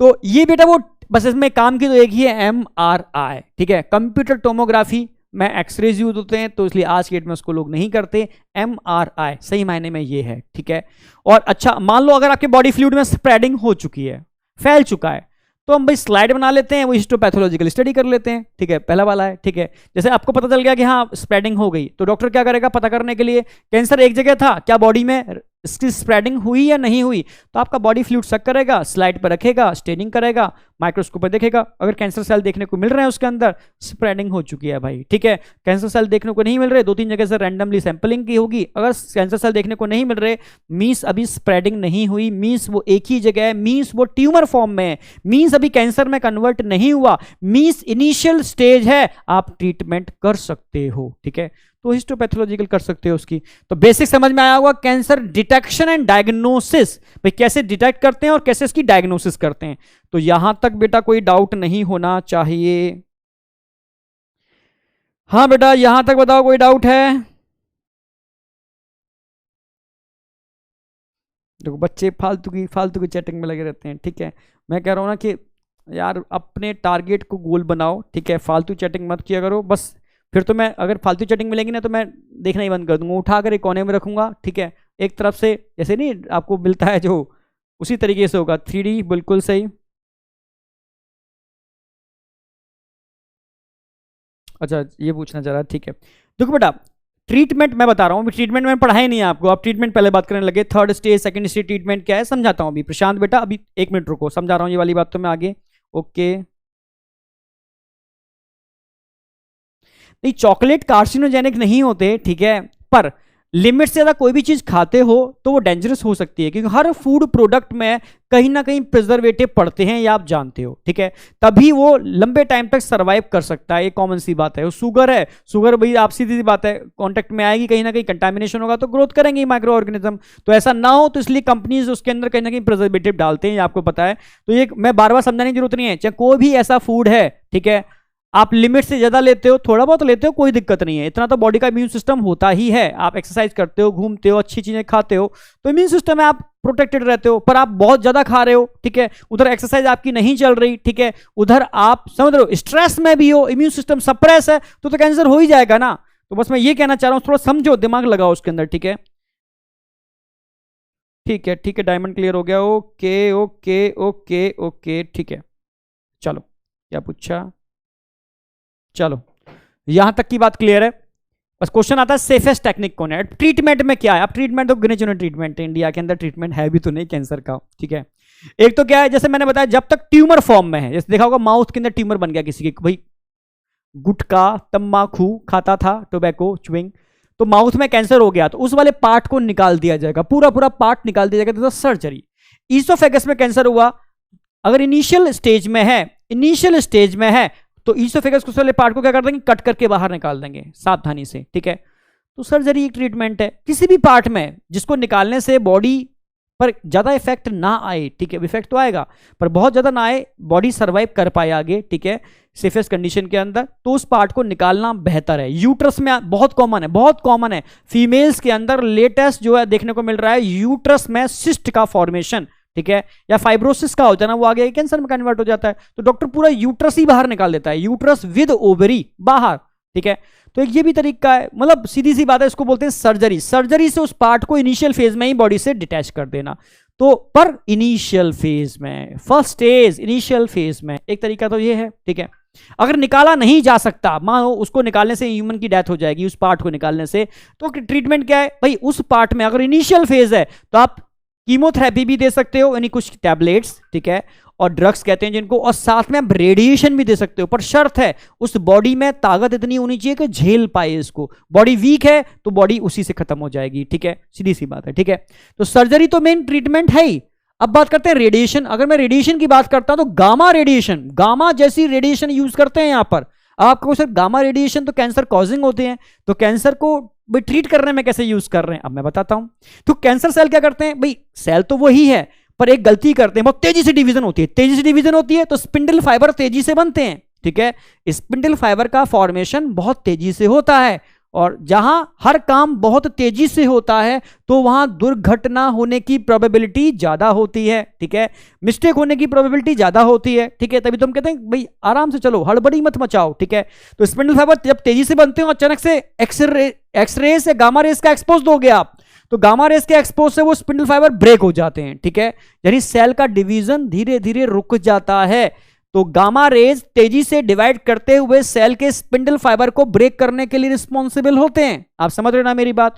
इस तरीके से गामा रेज रेडिएशन पर उसका इफेक्ट नॉर्मल सेल, भाई ऐसा तो नहीं आना पर्टिकुलर रेडिएशन बनाए जो कैंसर सेल पर ही पड़ेंगे, वो कैंसर के इधर उधर भी जाएंगे ना, तो नॉर्मल सेल को भी इनको एक्सपोज मिलेगा, बहुत ज्यादा एक्सपोज मिलेगा, ठीक है। तो ये भाई लीथल तो है, ठीक है, सीधी सी बात है, पर ऑप्शन ही नहीं है तो डॉक्टर यही ऑप्शन भी करते हैं, यूज करते हैं, ठीक है। तो भाई रेडिएशन देते हैं, अगर बॉडी में दम है तो रेडिएशन के साथ साथ हम कीमोथेरेपी भी देते हैं, जिसमें विन, ठीक है, क्रिस्टिन एंड विन ब्लास्टिन बड़ी कॉमन ड्रग हैं जो यूज होती हैं। दो नाम याद रख लो सफिशिएंट है, विन क्रिस्टिन, विन ब्लास्टिन, ठीक है। ये एक तरीके से जो सदाबहार एक प्लांट होता है, देखोगा उसमें पर्पल कलर के डिफरेंट टाइप के कलर के फ्लावर्स होते हैं, वो हर समय होते ही हैं, ठीक है। उस प्लांट से इसका केमिकल फॉर्मूला आइसोलेट किया गया है, उससे ये बनी हुई है, ठीक है। तो वो ड्रग्स हैं ये, समझ रहे ना मेरी बात, कहीं ना कहीं नेचर में तो आइसोलेट किया है ना हमने, ठीक है। हम देखते हैं यार किसी प्लांट में एंटी कैंसरस प्रॉपर्टी है, तो देखते हैं वो कौन सा फाइटोकेमिकल्स है जो एंटी कैंसरस प्रॉपर्टी रखता है, उसकी हम 3D स्ट्रक्चर की स्टडी करते हैं, फिर उसको हम केमिकली सिंथेसाइज करते हैं, समझ रहे हो, उसकी हाई डोज तैयार करते हैं और बॉडी में इनबिल्ड कर देते हैं, ठीक है। तो वही हम यहाँ कर रहे हैं बेटा, ठीक है। और उसको साइड इफेक्ट होते हैं, बॉडी झेल ही नहीं पाती उसकी, हेयर फॉलिंग और एनीमिया, बहुत सारे कॉज हैं, ठीक है। अगेन बॉडी के इम्यून सिस्टम पर भी इफेक्ट पड़ता है। तो एक कीमोथेरेपी ट्रीटमेंट है, तो गिने चुने दो ही ट्रीटमेंट इंडिया में हो रहे हैं, एक तो रेडिएशन और एक कीमोथेरेपी, बस ये दो ही हो रहे हैं बस। सर्जरी मैंने बताया किसके केस के अंदर, अगर इनिशियल फेज में है तो सर्जरी, ठीक है। अब बात आती है, ये एक नई टेक्निक और यूज करना स्टार्ट की, इसमें रिसर्च चल रही है, इंटरफेरॉन, स्पेशली अल्फा इंटरफेरॉन, ठीक है, हम यूज कर रहे हैं, ठीक है। कई हद तक कई हमें अच्छे रिजल्ट मिल रहे हैं इंटरफेरॉन को यूज करने में, ठीक है। पर इंटरफेरॉन भी अक्सर कर वायरस यानी बायोलॉजिकल एजेंट से जो कैंसर होते हैं वहां ज्यादा अच्छा असर दिखाते हैं नॉर्मल केस के कंपैरेटिव में, पर इसको यूज किया जा रहा है आज की डेट में, बहुत अच्छे रिजल्ट नहीं है, पर हाँ इसको और टेक्निक डेवलप मतलब चल रही है। करंटली जो काम चल रहा है इंटरफेरॉन पर चल रहा है, समझो अगेंस्ट कैंसर, ठीक है, HIV के अगेंस्ट भी चल रहा है, कैंसर के अगेंस्ट भी चल रहा है, तो इंटरफेरॉन पे बहुत बड़ी स्टडी बची हुई है जो काम चल रहा है। तो लेटेस्ट जो यूज करने वाली थेरेपी है वो रेडिएशन और कीमोथेरेपी, ठीक है। अब समझ में आ गया होगा ये ट्रीटमेंट है। अब बताओ कोई डाउट है यहां तक, बताओ बेटा। देखो बेटा एक्टर्स तो बिमल पान मसाला बच्चे लिख रहे हैं, ठीक है। तो देखो एक्टर्स हैं वो तो अपना काम करेंगे ही, ठीक है भाई, एक्टर्स हैं वो अपना काम करेंगे, ठीक है, उनको रेवेन्यू चाहिए। अब ये आपकी बुद्धि कितनी है, ठीक है भाई। किसी एक्टर्स ने फिल्मी स्टार ने कह दिया कि ये बहुत अच्छा है, मैं से करता हूं, कि उसको तो पैसा मिल रहा है बोलने का, ठीक है। तो अब आप कितने बुद्धिमान हो, आप उसको फॉलो करते हो, ठीक है, तो बहुत अच्छी बात है, ठीक है। अभी यूज करो विमल पान मसाला है, जो भी आप, ठीक है, खैनी गुटखा और ये क्या क्या चीजें जो भी होती हैं, ठीक है, तो बहुत अच्छी बात है। परिणाम आप ही को भुगतने पड़ेंगे, उनको तो नहीं भुगतने हैं, ठीक है, जब आप लिख रहे हो, ठीक है। और अगर आप समझदार हो, आप जानते हो कि, एक बात मैं बोलना चाहूंगा आपसे, ठीक है, एक आर्टिकल मैंने पढ़ा था, ठीक है, शायद बहुत पुराना आर्टिकल हो गया, तो मतलब ये था शायद मर्सिडीज का था या BMW का था, किसी का था, अब तो ऐड आता है, ठीक है, क्योंकि अब की कॉस्ट बहुत कम हो गई। एक टाइम का बहुत समय की बात है कि मर्सिडीज, BMW, अभी भी जैगुआर, ठीक है, इनके ऐड कभी कभी मिल जाएंगे देखने को, ठीक है। हाँ, लैम्बोर्गिनी या जो भी बहुत हायर या रॉयल्स रॉयस है, जो भी कुछ है, इनके ऐड अभी भी नहीं आते, ठीक है। ये इन गाड़ियों के ऐड नहीं आते थे एक जमाने में, ठीक है। तो पूछा गया कि इन गाड़ियों के ऐड क्यों नहीं आते, आप समझ रहे हो। तो कंपनीज वालों ने क्या बोला, हम ऐड क्यों नहीं देते टीवी पर, क्योंकि टीवी पर जो ऐड हम देंगे, मतलब टीवी पर हम ऐड इसलिए नहीं देते क्योंकि टीवी वो लोग देखते हैं, समझना मेरी बात, जो हमारे प्रोडक्ट को लेने की हैसियत नहीं रखते, आप समझ गए ना मेरी बात, यानी उनकी औकात नहीं है इन प्रोडक्ट को परचेस कर पाए, ठीक है। इसकी बात समझ में आया। उनका मानना क्या था, जो टीवी देखता है मींस अपना टाइम वेस्ट करता है, जिसके पास इतना टाइम है जो वेस्ट कर रहा है, तो ठीक है, उसमें तो दम है नहीं हमारे प्रोडक्ट को खरीदने की। तो प्रोडक्ट वही परचेस कर सकता है बेटा जिसको टाइम की वैल्यू पता हो, ठीक है, जिसका एक एक मिनट कई कई लाखों का होता है बेटा, तो वही इन प्रोडक्ट को परचेस कर सकते हैं। इसीलिए ये कंपनी वाले टीवी पर ये ऐड नहीं देते थे एक टाइम पर, ठीक है। अब आज की डेट में तो खैर वो थोड़ा, भाई आप समझ रहे हो, भाई टीवी नेट इनसे कनेक्शन तो सभी का हो गया है, तो अब ये ऐड भी आते हैं क्योंकि इनकी कॉस्ट भी कम है और लोगों की, समझ रहे हो ना मेरी बात, ग्रोथ भी हुई है। तो एक आज की डेट अलग है, पर ये एक टाइम का मैं बता रहा हूं एक आर्टिकल, कि टीवी पर ऐड जो देखता है, समझ रहे हो, कि वो टीवी जो बहुत देखता है, समझ लो उसके पास टाइम की कमी नहीं है, ठीक है। तो मैं यही कहूंगा कि अगर आप टीवी देख रहे हो और उनसे इन्फ्लुएंस हो रहे हो, ठीक है, कि यार वो फलाना एक्टर्स ऐसा करता है, वो मुझे भी करना चाहिए क्योंकि वो कर रहा है, अरे वो इसलिए कर रहा है कि उसको पैसा मिल रहा है, और आप तो गधे हो, ठीक है, उसको फॉलो कर रहे हो। भगवान ने बुद्धि दी है यार, उसको यूटिलाइज करो, ठीक है, मेरी बात समझ रहे हो ना। तो यूटिलाइज करो कि क्या आपको करना है, आपका टारगेट क्या है, ठीक है, आपका जो टारगेट है उसको फोकस करो, ठीक है, और उस लेवल पर पहुंचो। सीधी सी बात है, मैं ज्यादा डिस्कस नहीं करूंगा इसमें, ठीक है, नहीं डाइवर्ट हो जाएंगे हम। तो इतना क्लियर है कि एक्चुअल में, यहां तक मुझे बताओ कि एक्चुअल में कैंसर क्या है, कॉजेटिव एजेंट क्या है, ट्रीटमेंट क्या है, ठीक है, टाइप्स ऑफ कैंसर क्या थे, यहां तक क्लियरिफाई हुआ या नहीं। मैंने बहुत आराम से कराया, कोई जल्दीबाजी नहीं, ठीक है, हर चीज एकदम क्रिस्टल क्लियर करने की कोशिश की है। अब हम बात करते हैं डिसीजेस, ठीक है, तो यहां तक बताओ डिसीजेस में कोई डाउट है? ठीक है, ठीक है, ठीक है, ठीक है, ओके ओके, ठीक है, ठीक है, चलो ठीक है, समझ में आ गया होगा। बिल्कुल, अब डॉक्टर्स बनोगे भाई तुम, ठीक है, फ्यूचर डॉक्टर्स हो भाई, नेक्स्ट ईयर अच्छे मेडिकल कॉलेज में पहुंचोगे, तो क्या करना है क्या नहीं करना आगे, ठीक है। अब डिसीज की बात करते हैं, तो अब मैं एनसीईआरटी पे स्टार्ट कर रहा हूं। स्टार्टिंग भाई एनसीईआरटी खोलते हैं ना, ह्यूमन हेल्थ एंड डिसीज, बच्चों ने कहा और सर ये तो आपने छोड़ दिया human health and disease initial वाला पार्ट, तो छोड़ा नहीं है बेटा, उसको अब स्टार्ट कर रहे हैं। हमने पहले इम्यूनोलॉजी फिनिश की, उसी से रिलेटेड था कैंसर, क्योंकि इम्यूनिटी सप्रेस होने से कैंसर प्रोड्यूस होता है, वो फिनिश कर दिया। अब हम human health and disease start कर रहे हैं, और ह्यूमन हेल्थ एंड डिसीज का जो भाई डिसीज वाला पार्ट है वो स्टार्ट कर रहे हैं, देन हम ड्रग्स स्टार्ट करते हैं। एकदम कनेक्शन है, कहीं दिक्कत नहीं है, डिसीज में ही हम HIV ऐड कर देंगे, ठीक है। तो डिसीज की बात करते हैं, तो पहले एक एनसीईआरटी का पहला पैरा बोलता है कि भाई हेल्थ है क्या, व्हाट इज हेल्थ, ठीक है। तो वही बोला हिप्पोक्रेट, ध्यान रखना Hippocrates is the father of medicine, एक नाम है एनसीईआरटी में नहीं दे रखा, पर पता होना चाहिए क्योंकि आप ह्यूमन हेल्थ एंड डिसीज पढ़ रहे हो, ठीक है। Hippocrates is the father of medicine, और ये एनसीईआरटी में बोला गया कि हेल्थ होती क्या है भाई, health is not only absence of disease, ऐसा नहीं है कि डिसीज नहीं है तो ही आप हेल्दी हो, भाई आपको कोई डिसीज नहीं है, ठीक है सर, ना तो मुझे कोई बैक्टीरियल डिसीज है, ना कोई वायरल डिसीज है, ना कोई प्रोटोजन डिसीज है, ना कोई हेलमेंथिक डिसीज है, ठीक है, ना मुझे कोई जेनेटिकल डिसीज है, इसका मतलब मैं हेल्दी हूं ना, इसका मतलब आप हेल्दी नहीं हो, ठीक है, समझना मेरी बात। अब इस हेल्थ की डेफिनेशन को रिप्रेजेंट करने के लिए स्टार्टिंग में हिप्पोक्रेट जो फादर ऑफ मेडिसिन थे, उन्होंने क्या बोला, आप समझ रहे हो ना मेरी बात, उन्होंने क्या बोला, पहली बात, और अकॉर्डिंग टू WHO क्या था, आयुर्वेदा क्या बोलता है, ठीक है। तो कहीं ना कहीं हिप्पोक्रेट्स की कुछ बातें आयुर्वेदा से मिलती हैं, तो कॉमनली मैं यूज कर रहा हूं, ठीक है, कॉमनली टर्म यूज कर रहा हूं, समझना। एक्चुअल में अकॉर्डिंग टू हिप्पोक्रेट पूछा जाए, अकॉर्डिंग टू हिप्पोक्रेट्स या Indian Ayurveda, commonly term use किया है, पर थोड़ी बात हिप्पोक्रेट की कुछ बातों को, ठीक है, कह सकते हो कि विलियम हार्वे ने डिस्कार्ड भी किया था। वो एक पूरी रिसर्च है, एक अलग है, उतना मत जाओ। एनसीईआरटी की बात समझो कि एनसीईआरटी का पहला पैरा बच्चों के पल्ले नहीं पड़ता। सर क्या है हिप्पोक्रेट्स, क्या है ब्लैक वाइल, येलो वाइल, उसमें पहले पैरा में दे रखा है। तो वही समझाना चाह रहा हूं कि पहला पैरा कहना क्या चाह रहा है। तो एनसीईआरटी खोल के बैठ जाओ, चाहो एनसीईआरटी राइट हैंड पर रखा करो, ठीक है, मैं कह रहा हूं एनसीईआरटी रखो और देखो मैं एनसीईआरटी को बिल्कुल फॉलो करता जा रहा हूं, ठीक है, एक एक चीज समझाता जा रहा हूं, एक एक चीज क्रिस्टल क्लियर करने की कोशिश कर रहा हूं, ठीक है। तो अकॉर्डिंग टू हिप्पोक्रेट्स या इंडियन आयुर्वेदा हेल्थ है क्या, ठीक है। तो आप कह सकते हो इट इज अ स्टेट, ठीक है, इट इज अ स्टेट, ठीक है, it is a state of balancing of certain body humours. It is a state of balancing किसका भाई, ह्यूमर, मैंने बताया था ह्यूमर, जहां पर भी ह्यूमरल टर्म आ जाए, ह्यूमर टर्म आ जाए, मतलब बॉडी फ्लूइड की बात कर रहे हैं, बॉडी फ्लूइड की बात कर रहे हैं, ध्यान रखना, ठीक है। It is a state of, समझना मेरी बात,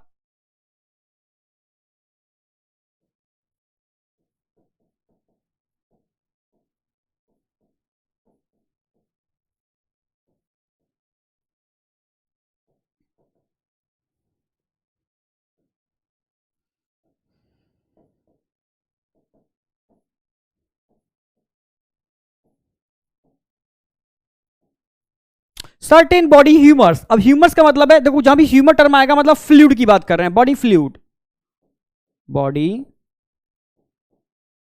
फ्लूइड्स की बात कर रहे हैं, ठीक है। सर्टेन ऑफ बॉडी ह्यूमर या बॉडी फ्लूइड। अब इसमें किसकी बात आ रही है, अब इसमें हम बात कर रहे हैं यहां पर, अब क्या क्या फ्लूइड हो सकते हैं यहां पर, बॉडी फ्लूइड्स, जैसे ब्लैक बाइल जो एनसीईआरटी ने बोला है,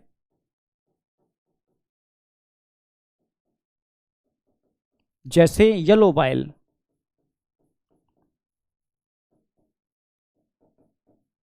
जैसे कफ,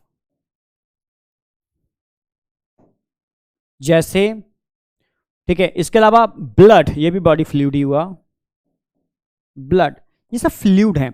देखा होगा ना अक्सर कर आप वैद्य जी के पास जाओगे, ठीक है, वो आपको हाथ पकड़ेंगे और बताएंगे कि भाई बीमारी क्या है, वो कहेंगे बात कफ पित्त, इन तीनों का अगर बॉडी में बैलेंस है, कोई भी हाइपो या हाइपर नहीं है, तो आप हेल्दी हो, ऐसे वैद्य जी बोलते हैं, ठीक है। आपका हाथ पकड़ के ही बता देंगे कि हाँ भाई आपको क्या प्रॉब्लम है। ये थी असली आर्ट, ठीक है, पुराना जो आयुर्वेदा था, नो डाउट उस समय बहुत इंटेलिजेंट लोग थे, अब बुद्धू होते जा रहे हैं, ठीक है। पहले एक ब्रेन में इतनी ताकत थी, अब कई ब्रेन मिलकर के उस काम को कर रहे हैं, ठीक है, क्योंकि उन्होंने टेक्नोलॉजी बना ली है और अपने ब्रेन को टेक्नोलॉजी में, समझ रहे हो, टेक्नोलॉजी इंप्रूवमेंट चल रहा है, ब्रेन का इंप्रूवमेंट नहीं चला, पहले ब्रेन का इंप्रूवमेंट होता था, अंतर है, ठीक है। इवोल्यूशन चल रहा है पर टेक्नोलॉजी का इवोल्यूशन चल रहा है, ठीक है। तो इंसान जितना टेक्नोलॉजी बढ़ेगा उतना ही ब्रेन उसका पैरालाइज होता जाएगा। तभी तो कहते हैं कि बड़ी बॉलीवुड की अच्छी अच्छी मूवीज हैं, देखे होंगे आपने, कि एक दिन ऐसा आएगा कि ये मशीन्स, ये सॉफ्टवेयर ह्यूमन पर डोमिनेंट होंगी, ठीक है, और ये ह्यूमन पर राज करेंगे, ऐसा दिखाते हैं, ठीक है। तो उसको जिक्र नहीं करेंगे, तो कई लोग तो मेरी बातों को कट करके कहीं ना कहीं इधर नेट पर यूज करते हैं, ये गलत है, ठीक है, क्योंकि टीचर बच्चों से जो टीचर का इंटरेक्शन होता है उसको, अच्छे लोगों की, मैं खुद बोल रहा हूं, जो वाकई में जेन्युइन लोग हैं उनको कभी भी टीचर और बच्चों के बीच की बातों को पब्लिक नहीं करना चाहिए, ठीक है, वो जेन्युइन लोग नहीं है, ठीक है। क्योंकि देखो अगर टीचर को मालूम पड़ जाएगा उसकी हर बात पब्लिक हो रही है, यूट्यूब पर आ रही है, तो वो बातें बताना ही बंद कर देगा जो बच्चों को बाकी में रिक्वायर्ड होती हैं, ठीक है। तो एक भाई दो लोगों के इंटरेक्शन में तीसरे को इंटरफेयर नहीं करना चाहिए, पर आज की डेट में सब ने बिजनेस बना लिया है, वो कट कर करके वहां डाल रहे हैं, उधर डाल रहे हैं, जो कर रहे हैं, जो भी है गलत है, ठीक है। चलो बस ये मैं से इरिटेट होता हूं थोड़ा, ठीक है। मैं चाहता हूं बस मेरे और बच्चों के बीच में कोई और तीसरा ना आए, ठीक है, बस बच्चे समझें और टीचर समझाए, ठीक है, बस ये चीजें वो तरीके होने चाहिए, ठीक है। तो अगर हम ब्लैक बाइल की बात करते हैं तो ब्लैक बाइल क्या होता है, येलो बाइल क्या होता है, कफ क्या होता है, ब्लड क्या होता है, ठीक है भाई। बात कफ पित्त, ठीक है, पित्त टर्म सुना होगा आपने, पित्त मतलब येलो बाइल, ठीक है। आप जानते हो अगर येलो बाइल का परसेंटेज बढ़ जाता है, कम हो जाएगा, this is a dangerous condition, बढ़ जाएगा इट इज ऑल्सो डेंजरस, कम हो जाएगा मीन्स फैट के डाइजेशन पर इफेक्ट आएगा, ज्यादा हो जाएगा मीन्स जॉन्डिस हो जाएगी। ये मैं येलो बाइल की बात कर रहा हूं। ब्लैक बाइल टर्म दिया था हिप्पोक्रेट्स ने, तो हिप्पोक्रेट का टर्म आया था ब्लैक बाइल, ठीक है, जो एनसीईआरटी पढ़ोगे मिल जाएगा। ब्लैक बाइल का मतलब है, एक तरीके से आप कह सकते हो ब्लैक बाइल का मतलब है हॉट पर्सनालिटी, ठीक है, या कह सकते हो पर्सन विद फीवर, यानी एक ऐसा पर्सन जिसको फीवर हो रखा है, hot personality, this a black bile. दोनों टर्म यूज किया, येलो बाइल होता है, ऐसे कुछ सब्सटेंस होते हैं, ठीक है, इनको ब्लैक बाइल कह सकते हो, जो बॉडी में हीट जनरेट करते हैं।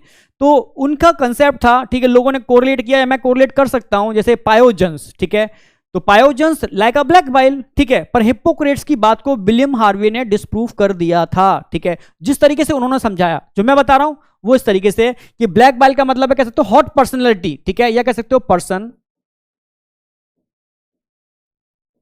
With fever.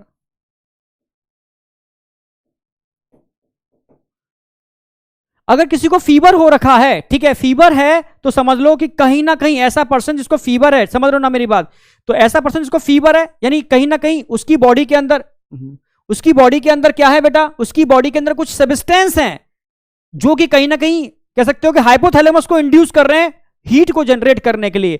तो पर्सन विद फीवर आप कह सकते हो उसको ब्लैक बाइल, ये हिप्पोक्रेट्स ने बोला था। येलो बाइल तो आप समझ ही गए, ठीक है, येलो बाइल का मतलब जो लिवर से निकलता है, ठीक है।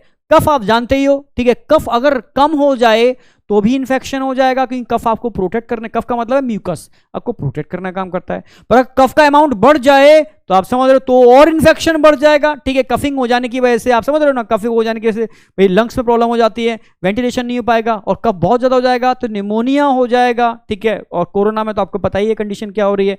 तो यह है, कफ भी समझ रहे हो मेंटेन होना चाहिए। ब्लड, भाई ब्लड तो बहुत इंपॉर्टेंट रोल प्ले करता है, सारे सब्सटेंस के लिए ब्लड ही रिस्पॉन्सिबल है, ठीक है, तो ब्लड भी मेन इसको बैलेंस करने का काम करता है, ठीक है, यानी ये मेन अकॉर्डिंग टू मैंने बताया हिप्पोक्रेट्स, इसमें कुछ बातें हिप्पोक्रेट्स की भी हैं, इंडियन आयुर्वेदा की भी हैं, कॉमनली हमने बात की, it is a state of balancing of certain body humour like body fluid, कुछ बॉडी फ्लूइड हैं, इनकी बैलेंसिंग होना बहुत जरूरी है। बोला मैंने, वैद्य जी एक ही बात बोलते हैं कि बेटा कफ पित्त बात, कफ पित्त अगर तीनों बैलेंस हैं, ठीक है, बात समझते हो, बात कफ पित्त, कफ का मतलब रेस्पिरेटरी ट्रैक की बात कर रहे हैं, ओके है, ठीक है, पित्त का मतलब हो गया आपका गोल ब्लैडर वाला पार्ट, ओके है, ठीक है, और बात का मतलब होता है गैस, ठीक है, यानी आपका डाइजेस्टिव ट्रैक, भाई सारी बीमारियां यहीं से स्टार्ट होती हैं, जिसका डाइजेस्टिव ट्रैक ओके है वो बीमार नहीं होगा। अगर बीमारी से पहले आपका डाइजेस्टिव ट्रैक बिगड़ेगा, ठीक है, आप डाइजेस्ट नहीं कर पाओगे, बॉडी के अंदर एनर्जी डेफिशिएंसी कम हो जाएगी और फिर प्रॉब्लम्स आनी चालू हो जाएंगी, सिस्टम बिगड़ना। भी मशीन है, मशीन के अंदर पेट्रोल डालने वाले सिस्टम में गड़बड़ी आ गई तो सोचो मशीन काम करेगी क्या, नहीं करेगी, बीमार होना चालू हो जाएगी, ठीक है। तो बस वही सब चीजें हैं, तो ये तीन चीजें अगर मेंटेन है, यानी गैस आपको नहीं बन रही, ठीक है, बात के शिकार नहीं हो, कॉन्स्टिपेशन आपको नहीं है, समझ रहे ना मेरी बात, या डाइजेस्टिव ट्रैक्ट से रिलेटेड कोई डिसऑर्डर नहीं है, तो आप ओके हो, ठीक है। पित्त जो बैजी बोलते हैं, पित्त मतलब बाइल की बात कर रहे हैं, पर बात ह्यूमर में नहीं आता, इसलिए मैंने उसको लिखा नहीं है यहां पर, ठीक है, आयुर्वेदा तो बोलता है, तो यहां certain body humour like black bile, like yellow bile, कफ एंड ब्लड, ठीक है, इनके अंदर बैलेंसिंग होना बहुत जरूरी है according to Hippocrate and Indian Ayurveda. पर डब्ल्यूएचओ, भाई हम तो डब्ल्यूएचओ को फॉलो करते हैं, ठीक है, साइंस के हिसाब से डब्ल्यूएचओ कहता है, जो मैंने बताया भी था आपको, ठीक है, जैसे कहां बताया था मैंने, जब मैंने आपको पढ़ाया था रिप्रोडक्टिव हेल्थ, तो जैसे रिप्रोडक्टिव हेल्थ में हमने समझाया था कि खाली आपके रिप्रोडक्टिव ऑर्गन का बेहतर होना ही आपका हेल्दी इंडिकेशन नहीं है, ठीक है, आप मेंटली हेल्दी होने चाहिए, समझ रहे हो ना मेरी बात, आप बिहेवियर से भी हेल्दी होने चाहिए, ठीक है, तो आप सोशली भी हेल्दी होना चाहिए। ऐसे ही हम बात करते हैं, आप अगर फिजिकली मेंटली और सोशल वेल बीइंग हैं तो ही आप हेल्दी हो। फिजिकल का मतलब आपके अंदर कोई डिसऑर्डर नहीं है, ठीक है, मेंटल का मतलब आपकी सोच भी अच्छी है, मेंटली भी आप ठीक ठाक हो, ठीक है, और सोशल भी आप बेहतर हो, तभी आप सही मायने में हेल्दी हो, नहीं तो आप बीमार हो, ठीक है, आपको बीमारी है। और ढेर सारे बीमार यहां पर क्या करते हैं, चैटिंग करते हैं, ठीक है, बुरा मत मानना क्योंकि मैं तो बोलूंगा यार, क्या करूं मैं, ठीक है, क्योंकि ढेर सारे बीमार हैं, जो बच्चे भी बीमार हैं, ठीक है, मेंटली बीमारी है उनको, करें क्या, ठीक है, सोशल भी बीमार होते हैं, मेंटली भी बीमार हैं, करें क्या, ठीक है, तो वो हेल्दी नहीं है। हाँ फिजिकली हेल्दी है मानता हूं, पर फिजिकली हेल्दी होना सफिशिएंट नहीं है अकॉर्डिंग टू WHO, ठीक है, मेंटली सोशली भी हेल्दी होना चाहिए। बस मैं यही कहूंगा, आप इस नए भारत की नई जनरेशन, नई पावर हो, सही डायरेक्शन में अपनी एनर्जी को लगाओ और सही डायरेक्शन में खुद को भी लेके जाओ, ठीक है, अपनी फैमिली को और अपने नेशन को सबको लेके जाओ और सबका नाम रोशन करो, बस यही है, ठीक है। तो अपनी एनर्जी को सही जगह लगाना, बस यही मैं असली बोलता रहता हूं, बस आपको अच्छा लगे बुरा लगे मुझे नहीं पता, बट जरूरी है। तो हिप्पोक्रेट्स क्या थे? According to Hippocrates Indian Ayurveda क्या है? हेल्थ। समझ में आ गई होगी, ठीक है। अकॉर्डिंग टू WHO, जो बहुत बार जिक्र कर चुके हैं, क्या है? हेल्थ। समझ में आई होगी। तो यहां तक तो बेटा मुझे नहीं लगता आपको कोई डाउट होना चाहिए। ये एनसीईआरटी की लाइन है, मैंने एनसीईआरटी की लाइन को उस तरीके से अरेंज किया है, डायरेक्टली क्वेश्चन बनता है, क्वेश्चन आप सॉल्व कर पाओ, ठीक है। जैसे our health can be affected by, NCERT बोलती है भाई हेल्थ को इफेक्ट कौन कौन कर सकता है? भाई नंबर 1 आप बोलोगे, अगर किसी को कोई इंफेक्शन है, bacterial infection, viral infection, protozoan infection, समझ, एटसेट्रा, कोई भी इंफेक्शन है तो आपकी हेल्थ इफेक्टेड होगी, पहली बात, ठीक है। या कोई जेनेटिक डिसऑर्डर है जो आप में नहीं आया पर आपके कहीं ना कहीं जीन में था, वो इनबिल्ट था आपके, समझ रहे हो, आपके लाइनेज में आ गया, आपके अंदर आ गया, तो आप हेल्दी नहीं हो, इफेक्ट पड़ेगा आपकी हेल्थ पर, ठीक है। या आपकी लाइफस्टाइल, लाइफस्टाइल क्या है, ठीक है। आप 12 बजे सो के जगते हो, रात के 2 बजे सोते हो, ठीक है, सुबह का ब्रेकफास्ट करते नहीं हो, ठीक है, लंच मिल जाए तो ठीक है, डिनर करते हो इतना सारा, ठीक है, तो क्या होगा? समझ गए ना मेरी बात, ठीक है। एक्सरसाइज आपकी लाइफ में है नहीं, सैलेड आप खाते नहीं हो, टोटली बाहर का जंक फूड खाते हो, आपकी लाइफस्टाइल गंदी लाइफस्टाइल, तो आप कहां से हेल्दी हो? आपको लग रहा है मैं हेल्दी हूं, बट आप हेल्दी नहीं हो, ठीक है। और आपकी लाइफस्टाइल सही नहीं है तो आप हेल्दी नहीं हो। 3 फैक्टर हैं जो आपकी हेल्थ को इफेक्ट करते हैं। क्या कोई इन्फेक्शन तो नहीं है, क्या कोई जेनेटिकल डिसऑर्डर तो नहीं है, आपकी लाइफस्टाइल जो सबसे इंपॉर्टेंट फैक्टर है, जिसको कोई ध्यान नहीं दे रहा, ठीक है। और स्पेशली नई जनरेशन बिल्कुल ध्यान नहीं दे रही बेटा, ठीक है। ये मेरे ऊपर भी एप्लीकेबल होता है कुछ हद तक, ठीक है। कभी कभी मैं भी क्लास के चक्कर में नहीं ध्यान दे पाता, पर मैं इसलिए कहना नहीं चाहता, पर मैं खुद एक्सेप्ट कर रहा हूं कि मुझसे भी गलतियां हो जाती हैं। लाइफस्टाइल, ठीक है, कि सुबह अगर कभी कभी मिस भी हो जाता है, टहलना, योगा करना, ये चीजें मिस भी हो जाती हैं, क्लास है, ठीक है। तो कहीं ना कहीं इसलिए जो कई चीजें ऐसी हैं जो कि मुझसे भी गलती हो रही है, ठीक है, मिस हो रहा है, ये सब लाइफस्टाइल मेरी भी बिगड़ी हुई है, ठीक है। बस मैं यही चाहूंगा कि यार मेरी जनरेशन है, मेरे बच्चे हैं, ठीक है, जो आप लोग हो, ठीक है, ये मतलब आपकी लाइफस्टाइल अच्छे रखो। मैं भी कोशिश करता हूं हर बार, ठीक है, कोशिश करता हूं, ठीक है, और बेहतर और बेहतर और बेहतर, ठीक है, पर आपको भी कोशिश तो करनी चाहिए, बस इतना ही कहूंगा। अब अवर health can be maintain by, अब ये भी एनसीईआरटी का पूरा, इसमें ऑप्शन आएंगे, 4 ऑप्शन 5 ऑप्शन, या इनमें करेक्ट और इनकरेक्ट पूछना होगा। कितने ऑप्शन है जो कि हेल्थ को मेंटेन करने के लिए रिस्पॉन्सिबल है? एक कोई इनकरेक्ट होगा, यानी इसमें से कुछ नहीं होगा, ये क्वेश्चन बनता है, ठीक है, पहले बोल दिया मैंने। यहां पर भी 4th ऑप्शन भी होगा, इनकरेक्ट ढूंढना होगा, तो ये करेक्ट होगा, ये 4th होगा, इनकरेक्ट होगा। इसमें से सारे ऑप्शन दे देंगे, मैंने पहले यार बता दिया कि क्वेश्चन टेस्ट में ही मिलेगा, सारे ऑप्शन मिल जाएंगे। एक ऑप्शन ऐसा होगा, 2 ऑप्शन ऐसे होंगे जो इसमें एडिशनल हम ऐड करेंगे, ठीक है। आपको वो सारे ऑप्शन में ढूंढने होंगे कि अवर health can be maintain by, तो 1 2 3 4 5 6 7 8 फैक्टर हैं जो एनसीईआरटी में दे रखे हैं, ये ही आपको याद रखने हैं। जैसे भाई बैलेंस डाइट लेनी है, सुबह का ब्रेकफास्ट बेहतरीन करो, राजाओं वाला करो, पेट जबरदस्त ब्रेकफास्ट होना चाहिए। सबसे जो फर्स्ट टाइम जब सो के जगते हो ना, तो पहली डाइट जो भी एंटर करे आपके बॉडी के अंदर, वो सबसे बेहतरीन होनी चाहिए, समझ रहे हो। और आप ड्राई फ्रूट्स खाते हो तो बेहतरीन ड्राई फ्रूट्स लेने चाहिए, ठीक है। उठने के बाद आप जो भी चीज फर्स्ट टाइम इनबिल्ड करते हो बॉडी में, वो सबसे ज्यादा एब्जॉर्ब होती है और सबसे बेहतरीन रिजल्ट उसके होते हैं, ठीक है। सबसे पहला पर्सनल हाइजीनिक कंडीशन, भाई हाइजीनिक कंडीशन मेंटेन करनी बहुत जरूरी है, ठीक है। आप भाई प्रॉपर सैनिटाइज नहीं करते अपने हाथों को प्रॉपर, नहीं समझ रहे हो ना मेरी बात, ये बहुत जरूरी है, ये भी बहुत इन्फेक्शन क्रिएट करती है। रेगुलर एक्सरसाइज एंड योगा, ठीक है, ये तो मैं बोलता रहता हूं और बहुत जरूरी है, क्योंकि इसकी वजह से ब्रेन में डोपामाइन बढ़ता है और डोपामाइन आपको हेल्दी और सुपर बनाने में हेल्प करता है, ठीक है। ओनली 15 to 20 मिनट्स सुबह एंड 15 to 20 मिनट्स इवनिंग में सफिशियंट है, या एक बार में भी 30 मिनट कर सकते हो, इससे ज्यादा नहीं, ठीक है। उससे फिर थकावट होगी, आपकी पढ़ाई नहीं होगी, ठीक है। तो ये ध्यान रखना है इसका। Awareness about diseases and their effect, मैंने आपको एसटीडी के बारे में बताया था, ठीक है, सारी बातें बताई थी कि अवेयरनेस, भाई ऐसा करोगे तो ऐसा हो जाएगा और ऐसा करोगे तो ऐसा हो जाएगा, ठीक है। तो क्या सावधानी हटी दुर्घटना घटी, मतलब ये ध्यान रखना है, अवेयरनेस बहुत जरूरी है। वैक्सीनेशन, ठीक है, यानी जितनी भी वैक्सीन हैं प्रॉपर आपको, ठीक है, जो भी अवेलेबल है मार्केट के अंदर, जो जेन्युइन है, WHO उसको रिकमेंड करता है, वो वैक्सीन आपको लगवानी चाहिए, ठीक है। क्योंकि वैक्सीन का मतलब है बॉडी में उस चीज की मेमोरी प्रोड्यूस करना, फ्यूचर इन्फेक्शन से बचाना, एक तरीके से प्रिवेंशन, ठीक है। प्रोफाइलैक्सिस, अब प्रॉपर डिस्पोजल ऑफ वेस्ट, जो मोदी जी ने अभियान चलाया, स्वच्छ भारत अभियान, ठीक है, क्योंकि अभी इंडिया में ये नहीं था, अभी अदर कंट्री में जाओगे वहां आपने जरा भी कुछ फेंक दिया, ठीक है, स्पेशली, ठीक है, कोई भी कंट्री देख लो, मैं कई कंट्रीज की बात देखा मैंने, भाई अरेबियन कंट्रीज के अंदर, ठीक है, दुबई हुआ, इतने इतने हाईटेक क्यों है? क्योंकि वहां लोग, समझ रहे हो ना, वहां पनिशमेंट है, तगड़ा पनिशमेंट है, वहां टैक्स नहीं है, पर फिर भी अगर आप गलत काम करते हो, कुछ गलत करते हो, तो आपको टैक्स बहुत पे करना पड़ता है, बहुत ज्यादा टैक्स कह रहा हूं, पनिशमेंट बहुत तगड़ा है इसके वहां पर, ठीक है, पैसों से भी पनिशमेंट है और वैसे भी बहुत तगड़ा पनिशमेंट है। तो वहां लोग एकदम, समझ रहे हो ना मेरी बात, अलर्ट रहते हैं और गलती नहीं करते, ठीक है। बस इंडिया में भी ऐसा हो जाए तो मजा आ जाए, ठीक है, यानी हर इंसान एकदम सुधर जाएगा और बहुत बेहतरीन तरीके से काम करेगा। तो समझ रहे हो ना, तो वो सेम वहां कंडीशन यहां पर भी हो सकती है, कोई बहुत बड़ी बात नहीं है। तो मतलब प्रॉपर डिस्पोजल ऑफ वेस्ट, ये ध्यान रखना है इस चीज को, ठीक है।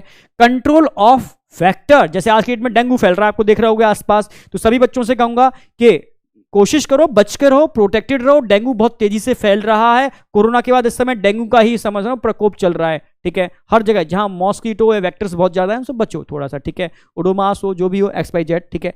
Maintenance of hygiene in food and water resources and necessary for achieving good health, ये सब चीजें बहुत जरूरी हैं, ठीक है, कि आपको इन सब का ध्यान रखना चाहिए कि कहाँ क्या गंदगी है, कौन इस तरीके से ठेल पर, समझ लो ना, ये करके घुमा घुमा के खिला रहा है, ठीक है। बचो इन चीजों से, ठीक है, जितना हो बचो, ठीक है।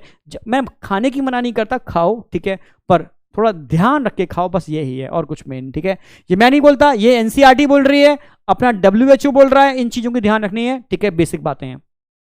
और डिसीज क्या होती है? अभी हमने हेल्थ की बात की, हम डिसीज की बात करते हैं। डिसीज क्या होती है, ठीक है भाई, एनी, अगर समझो जैसे आपको आज लग रहा है यार आपकी बॉडी डिस्कंफर्ट है, ठीक है, मतलब आपकी फीलिंग, आप स्वस्थ हो, हेल्दी हो, समझना, आप हेल्दी हो, कोई बीमारी नहीं है, पर आप अंदर से फीलिंग अच्छी नहीं ला रहे हो आप, ठीक है, आपको लग रहा है यार, ठीक है, कभी कभी हमारे संग भी होता है, ठीक है, और कभी कभी अनहेल्दी होती हुई हम क्लास ले रहे होते हैं, तो क्लास में वो फ्लो नहीं बनता, ठीक है, क्योंकि इंटरनल कहीं ना कहीं, समझ लो ना मेरी बात, प्रॉब्लम्स आ रही हैं, ठीक है, या कुछ भी हो, फैमिली से रिलेटेड, इधर से रिलेटेड, उधर से रिलेटेड, मतलब जो भी है, बाहर XYZ। तो कभी कभी ऐसा हमारे संग भी होता है, आपके संग भी होता है, ठीक है, आप क्लास मजबूरी में बैठे हो, मालूम पड़ रहा है कहीं लड़के आए हो या जो भी है, ठीक है, तो आप अगर डिस्कंफर्ट हो, आपकी बॉडी कंफर्ट जोन से बाहर है, मींस आप बीमार हो, मतलब उस समय आपको कोई ना कोई प्रॉब्लम है, ठीक है।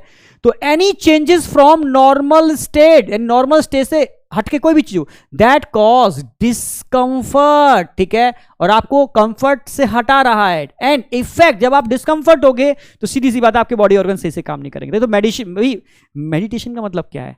मेडिटेशन का मतलब है आप अपने अंदर इंटरनल ध्यान देना, ठीक है, यानी आप अभी बाहर देख रहे हो, जब आप अंदर देखोगे, अपने बॉडी के ऊपर आप फोकस करना स्टार्ट कर दोगे, ठीक है, आंखें बंद करके। भाई मेडिटेशन का मतलब क्या है? आंखें बंद रखो, ठीक है, अपनी ब्रीदिंग पे, स्टार्टिंग में ब्रीदिंग पे ध्यान दो, breathing, inhale exhale, inhale exhale. अब देखो इनहेल कहां तक हो रहा है, आपकी महसूस करो कि ब्रीद कहां तक एंटर कर रही है। तो इनिशियल फेज का meditation only focused on breathing, आपको बिलीव नहीं करोगे, ये कुछ चीजें हैं जो बॉडी में, ये मैं इंडिया ही नहीं बात कर रहा हूं, ये ढेर सारी कंट्री, चाइना इतना हाई है कुंफू, ताइक्वांडो, इन सब चीजों के अंदर, क्योंकि वो मेडिटेशन को फॉलो करता है, ठीक है, वो एनर्जी को कंट्रोल करना सीख गया है, ठीक है, किस तरीके से एनर्जी को कंट्रोल किया जाता है, किस तरीके से क्या कर सकते हैं, तो वो समझ रहे हो ना मेरी, सारा खेल ऑरा, साइंस, एनर्जी, इसी का खेल है। तो इसके लिए भाई मेडिटेशन बहुत इंपॉर्टेंट रोल प्ले करता है, ठीक है, क्योंकि आप खुद ही कंट्रोल नहीं है, मतलब जब तक आप ब्रेन को कंट्रोल नहीं करोगे, तो ब्रेन, आंखें बंद करके बैठोगे भी तो आप 2 मिनट के अंदर कहां कहां ब्रेन को ले जाओगे, ठीक है। तो स्टार्टिंग में ऐसा ही होता है, पर जैसे जैसे आप फोकस करोगे ब्रीदिंग के ऊपर, तो ब्रेन कुछ टाइम के लिए डिटैच होगा, एक जगह लगेगा, और जैसे जैसे आप ब्रीदिंग करना सीख जाओगे ना, तो आपको नींद की भी रिक्वायरमेंट नहीं होगी। मैं सच कह रहा हूं, आप सोते क्यों नींद आती है किसी को 9 घंटे, किसी को, अगर आपकी बॉडी को जितना रिक्वायरमेंट होती है, बॉडी सोकर उस एनर्जी को लेती है ना, जब आप सोते हो उस समय आपको बॉडी को एनर्जी मिलती है, ठीक है। आप समझना, कई लोगों को मैंने सुना है कि वो सोते ही नहीं है, तो मैं खुद शॉक था यार, सोते क्यों नहीं है, वो एनर्जी कैसे लेते होंगे, ठीक है। तो वो सोते नहीं है, पर वो मेडिटेशन करते हैं, ठीक है, आंखें बंद रखते हैं, एनर्जी के जो सोर्सेज है, आईज हुआ, ईयर हुए, सेंसरी ऑर्गन हुए, उनको कम से कम यूटिलाइज करते हैं, ठीक है, और वो मेडिटेशन करते हैं, उस एनर्जी को क्रिएट कर लेते हैं जो सोने से मिलती है, इसलिए उनको सोने की रिक्वायरमेंट नहीं होती, ठीक है। तो एक आम इंसान, जैसे हम जैसे इंसान देखेंगे, हमारे लिए वो बहुत शॉक्ड है, भाई वो सो नहीं रहा, इतने दिनों हो गए सोया ही नहीं है, जिंदा कैसे है। हमें रिक्वायरमेंट है, क्योंकि हम अपने सेंसरी ऑर्गन को बहुत ज्यादा यूटिलाइज कर रहे हैं, ठीक है। अगर हम मेडिटेशन स्टार्ट करते हैं और सेंसरी ऑर्गन का यूटिलाइजेशन कम स्टार्ट करते हैं, तो इंटरनल एनर्जी का लेवल बढ़ना स्टार्ट हो जाएगा, नींद की भी जरूरत नहीं है, ठीक है। तो सीधी सी बात है, वही मैं समझाना चाह रहा हूं कि एक्चुअल में डिसीज है क्या, समझ रहे हो ना। आपकी बॉडी जब कंफर्ट से डिस्कंफर्ट जोन में जाती है, ठीक है, कब, जब आप उसको फोकस नहीं करते हो, भाई मेन तो बॉडी है सारा, ठीक है। तब प्रॉब्लम्स आती हैं। तो ये आपको आइडिया लग जाता है कि डिस्कंफर्ट जोन में जा रही है। वर्किंग ऑफ द ऑर्गन, जब आपकी बॉडी डिस्कंफर्ट जोन में जाएगी तो आपके ऑर्गन की वर्किंग पर सीधा इफेक्ट पड़ेगा, ठीक है। जैसे आप टेंशन में हो, इरिटेट हो रहे हो, तो कहीं ना कहीं हार्ट पर इफेक्ट आएगा, लंग्स पर इफेक्ट आएगा, अलग अलग टाइप के हार्मोन्स रिलीज होना स्टार्ट हो जाएंगे, ब्रेन में हार्मोन रिलीज होना आपको लग रहा है, ठीक है, पर इनडायरेक्टली बॉडी के अंदर नुकसान होना चालू हो गया, ठीक है। और सिस्टम पर भी सीधा इफेक्ट पड़ेगा भाई, ऑर्गन्स पर, ऑर्गन सिस्टम पर पड़ेगा। तो इसको जब आप डॉक्टर के पास जाओगे तो डॉक्टर क्या देखेगा, करेक्टराइज बाय सम साइन, ठीक है। वो साइन क्या है, ठीक है, डॉक्टर क्या करता है, उन साइंस को देखता है। पहले आप सिम्टम बताते हो, सिम्टम क्या है भाई, ऐसा हो रहा है, ऐसा हो रहा है। तो सिम्टम क्या होते हैं, पेशेंट जो एक्सपीरियंस करता है, डॉक्टर का आपको सिम्टम बताओ क्या क्या आ रहे हैं भाई, आप सिम्टम बताएंगे ये, फिर डॉक्टर उनके साइन देखेगा क्या क्या साइंस हैं, ठीक है। साइन और सिम्टम के बेस पर फिर डॉक्टर क्या करता है, ट्रीटमेंट करता है। तो सम मैंने बताया which characterise by some sign and symptom, इनसे उनको करेक्टराइज किया जाता है, फिर पता लगाया जाता है कि प्रॉब्लम क्या है, फिर सॉल्यूशन निकालते हैं, देन ट्रीटमेंट होता है, ठीक है। तो समझ में आया होगा कि जब आप कंफर्ट जोन से बाहर जाते हो मींस, समझ रहे हो ना मेरी बात, डिसीज स्टार्ट। कंफर्ट डिसीज के लिए कोई जरूर वायरस, बैक्टीरिया, प्रोटोजोआ, फंगस आएगा तभी डिसीज होगी, ठीक है। मेंटल डिसऑर्डर्स, ठीक है, डिफरेंट टाइप के, ठीक है। तो कंफर्ट जोन से बाहर जाते हो तो समझ लो आपकी बॉडी अनकंफर्ट हो रही है, ठीक है। मेडिटेशन आपको कंफर्ट जोन में लाने का काम करता है, बस ये एक साइंस है, बहुत सुपर साइंस है, जो चाइना को, इंडियन साइंस थी जिसको समझ लो सबसे ज्यादा फॉलो किसने किया, चाइना ने किया। अब तो बहुत कंट्री कर रहे हैं, ठीक है। चाइना ने उसको बहुत बेहतरीन तरीके से यूटिलाइज किया, इंडिया पर अटैक होते रहे तो इंडिया की अपनी साइंस खत्म हो गई, ठीक है। इंडिया ने अदर कंट्री की चीज़ों को अप्लाई करना स्टार्ट कर दिया, अपनी साइंस को, अपनी एनर्जी को, अपनी वो मेन चीज़ें थी उनको खत्म कर दिया, ठीक है। और ऐसा हमारे अंदर आ गया कि अगर हम, ठीक है, समझ रहे हो ना, अगर हम वो, समझ रहे हो, हम उन चीज़ों को फॉलो करेंगे तो हमारा स्टेटस हाई है, और हम अपने इंडियन कल्चर को फॉलो नहीं करेंगे या हम उसको करते हैं तो हमारा स्टेटस लो हो जाएगा। यही ऐसी सोच पैदा की गई जिसकी वजह से ये दिक्कतें आई, और हम, समझ रहे हो ना, हम खत्म होना चालू हो गए, बर्बाद होना चालू हो गए। इसलिए अपने कल्चर को, ठीक है, अपने इंडियन कल्चर को नहीं भूलना, क्योंकि इंडियन कल्चर एक जमाने में बहुत तगड़ा कल्चर था और पूरी दुनिया पर राज करता था अपना इंडिया, तो बस वही था, ठीक है। क्योंकि यहाँ समझ रहे हो ना भिन्नताएं थी और भिन्नताओं में भी एकता थी, और ये सब समझ रहे हो ना, अलग, यही चीज है जहां, समझ गए होंगे, खैर ज्यादा नहीं। तो सीधी सी बात, any changes from normal state that cause discomfort and effect the working of organ and system characterize by some sign and symptom, this is called disease. अब डिसीज जिंदगी में भूलने वाले तो नहीं हो, ठीक है। टाइप्स ऑफ डिसीज की बात करते हैं तो हम दो डिसीज की बात को लेकर चलेंगे। एक तो नंबर 1 लेके चलेंगे हम, क्या, कॉन्जेनिटल डिसीज और एक्वायर्ड डिसीज, ठीक है। अगर मैं बात करता हूं कॉन्जेनिटल एंड एक्वायर्ड, उसको हम डिवाइड करते हैं 2 पार्ट के अंदर। देखो types of disease, congenital genetic disease, acquired जन्म लेने के बाद जो आपको एक्वायर करते हो, जो जन्म से मिला हुआ है, जेनेटिकल, ठीक है, जो जन्म से मिला हुआ है, जेनेटिकल डिसीज, ठीक है।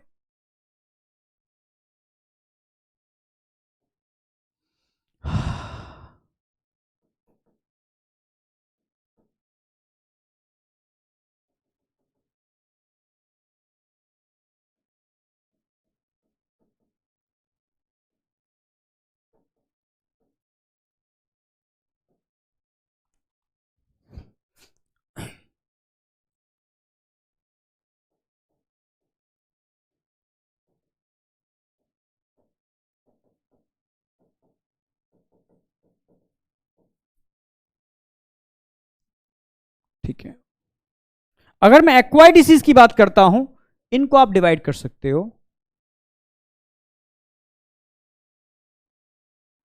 कम्युनिकेबल और नॉन कम्युनिकेबल में।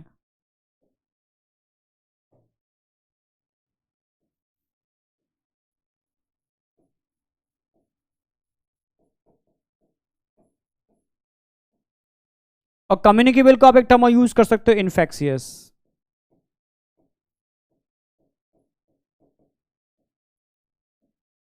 एक नॉन कम्युनिकेबल,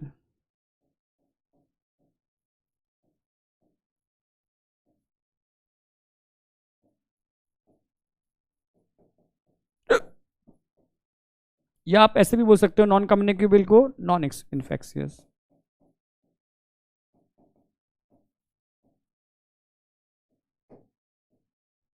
चलो, अगर मैं कम्युनिकेबल की बात करता हूं, कम्युनिकेबल, ठीक है, स्प्रेड थ्रू पैथोजन।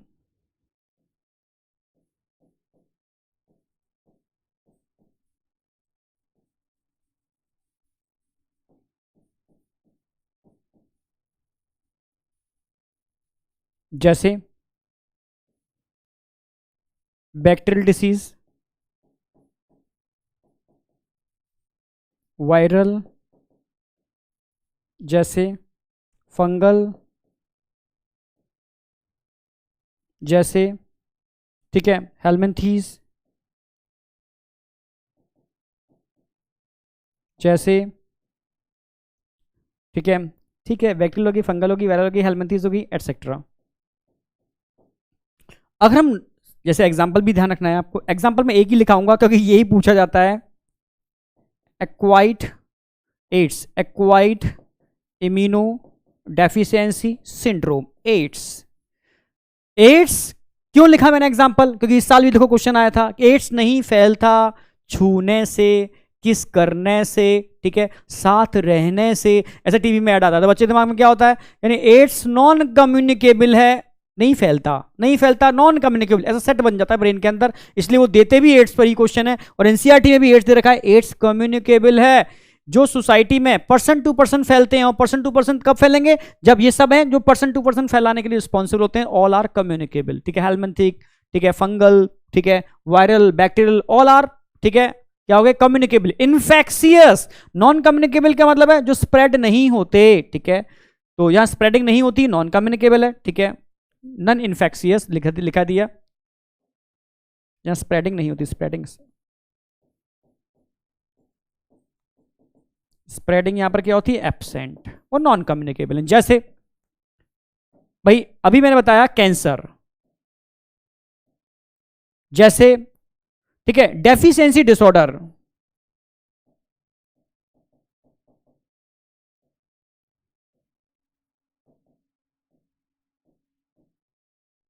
समझ रहे हो ना, जैसे ड्रग एंड एल्कोहल अब्यूज,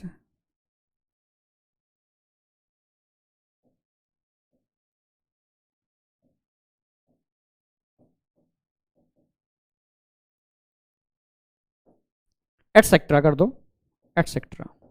मतलब कैंसर, क्योंकि वो एग्जांपल वो लिए हमने जो एनसीईआरटी में दे रखे हैं, जिससे कि आपको वही दिमाग में घूमते रहे कि कैंसर आप जानते हो नॉन कम्युनिकेबल है, एक पर्सन को कैंसर है कि दूसरी पर्सन के अंदर तो एंटर नहीं कर सकता ना वो, ठीक है भाई। Deficiency disorder like marasmus, like kwashiorkor, भाई मारास्मस क्वाशरकोर आप जानते हो जो कहीं ना कहीं प्रोटीन और फूड डेफिशिएंसी डिसऑर्डर है, या विटामिन डेफिशिएंसी, डिफरेंट टाइप के डिसऑर्डर्स होते हैं, ठीक है, वो कम्युनिकेबल नहीं होते, एक दूसरे में ट्रांसफर नहीं होते कम्युनिटी से, ठीक है।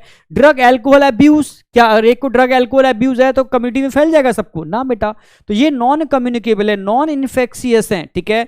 इन्फेक्शियस बोलते हैं जो तुरंत, जैसे एक को हुआ वो कम्युनिटी में गया तो सबको हो जाएगा एक दूसरे से, ठीक है, क्योंकि उसके लिए कौन रिस्पॉन्सिबल होंगे, कहीं ना कहीं उसके लिए बैक्टीरिया, वायरस, ठीक है, वायरल या फंगल या हेलमिंथीज, ये सब रिस्पॉन्सिबल होंगे, ठीक है। तो ये सारे डिसीज, ठीक है, spread through pathogen like bacterial, viral, fungal, helminthes, all are communicable, all are infectious. तो ये क्वेश्चन बनता है कम्युनिकेबल, नॉन कम्युनिकेबल, अब आपको गलती नहीं होगी, ठीक है। नेक्स्ट, अब जैसे हम कुछ बैक्टीरियल डिसीज की बात कर लें जो एनसीईआरटी में दे रखी है, टाइफाइड, हम देखो दो तीन बात याद रखेंगे, बैक्टीरिया कौन कौन से हैं, ठीक है। तो बैक्टीरियल डिसीज में आपको ध्यान रखना है टाइफाइड, अगर मैं टाइफाइड की बात करता हूं बेटा, टाइफाइड की बात करता हूं, समझना, नंबर 1 टाइफाइड की बात कर रहे हैं, तो आपको इन डिसीज में याद क्या रखना है, अगर डिसऑर्डर देखा तो पूछेगा इसमें वायरल कौन से हैं, बैक्टीरियल कौन से हैं, पहला, ठीक है। दूसरा, वायरल और बैक्टीरियल कॉजिंग एजेंट क्या होते हैं, वही टाइफाइड के लिए कौन सा वायरस है, कौन सा बैक्टीरिया, उसका नाम याद रखना है। तीसरा, अगर उस डिसीज का रूट ऑफ इंफेक्शन क्या है, वो रेस्पिरेटरी डिसऑर्डर में आता है, गट के डिसऑर्डर में आता है, या एसटीडी में आता है, ये ध्यान रखना है आपको, ठीक है। चौथा ध्यान रखना है कि उसका कोई स्पेसिफिक सिम्टम है क्या, या कोई स्पेसिफिक सिम्टम है तो उसको याद रखो, या उसका ट्रीटमेंट क्या है, अगर दे रखा है स्पेसिफिक, या डायग्नोसिस कोई स्पेसिफिक टेस्ट दे रखा है, तो ये क्वेश्चन बनते हैं और कुछ भी नहीं, ठीक है। जैसे टाइफाइड की बात करते हैं, सभी जानते हो भाई टाइफाइड क्या होता है, टाइफाइड फीवर आता है इसके केस में, इसको एंटेरिक फीवर भी बोलते हैं, ठीक है। तो कॉजिंग एजेंट क्या होता है, बैक्टीरिया, कौन सा बैक्टीरिया इसका कॉजिंग एजेंट है, ये ध्यान रखना है आपको। अगर बैक्टीरिया का नाम पूछेगा, विच of the following bacteria responsible for typhoid, आप बोलोगे साल्मोनेला टाइफी, ठीक है। ये कहां से एंटर करता है, आप लोग कंटामिनेटेड फूड से एंटर करता है, तो गट, समझ लो कंटामिनेटेड फूड से एंटर करता है बॉडी के अंदर, गट इंफेक्शन क्रिएट कर देता है, ठीक है। कम्युनिकेबल है, नॉन कम्युनिकेबल, कम्युनिकेबल है, कैसे फैलता है, contaminated food and water, main route of infection, ये क्वेश्चन आता है पहला। अगर होगा किसी को टाइफाइड तो क्या हो जाएगा, उसको फीवर होगा और गट में इंफेक्शन हो जाता है, गट परफोरेशन भी हो जाता है। फीवर कितना 39 to 40 डिग्री सेल्सियस फीवर हो जाएगा, ठीक है। अगर ये फीवर है अगर उसको, समझ रहे हो, और गट में इंफेक्शन तगड़ा है तो बोल देंगे अगर ट्रीटमेंट नहीं कराया तो आगे जाके गट में परफोरेशन हो जाता है, ठीक है, होल बन जाते हैं और डेथ हो जाती है। तो टाइफाइड डेंजरस हो सकता है अगर ट्रीटमेंट नहीं मिला।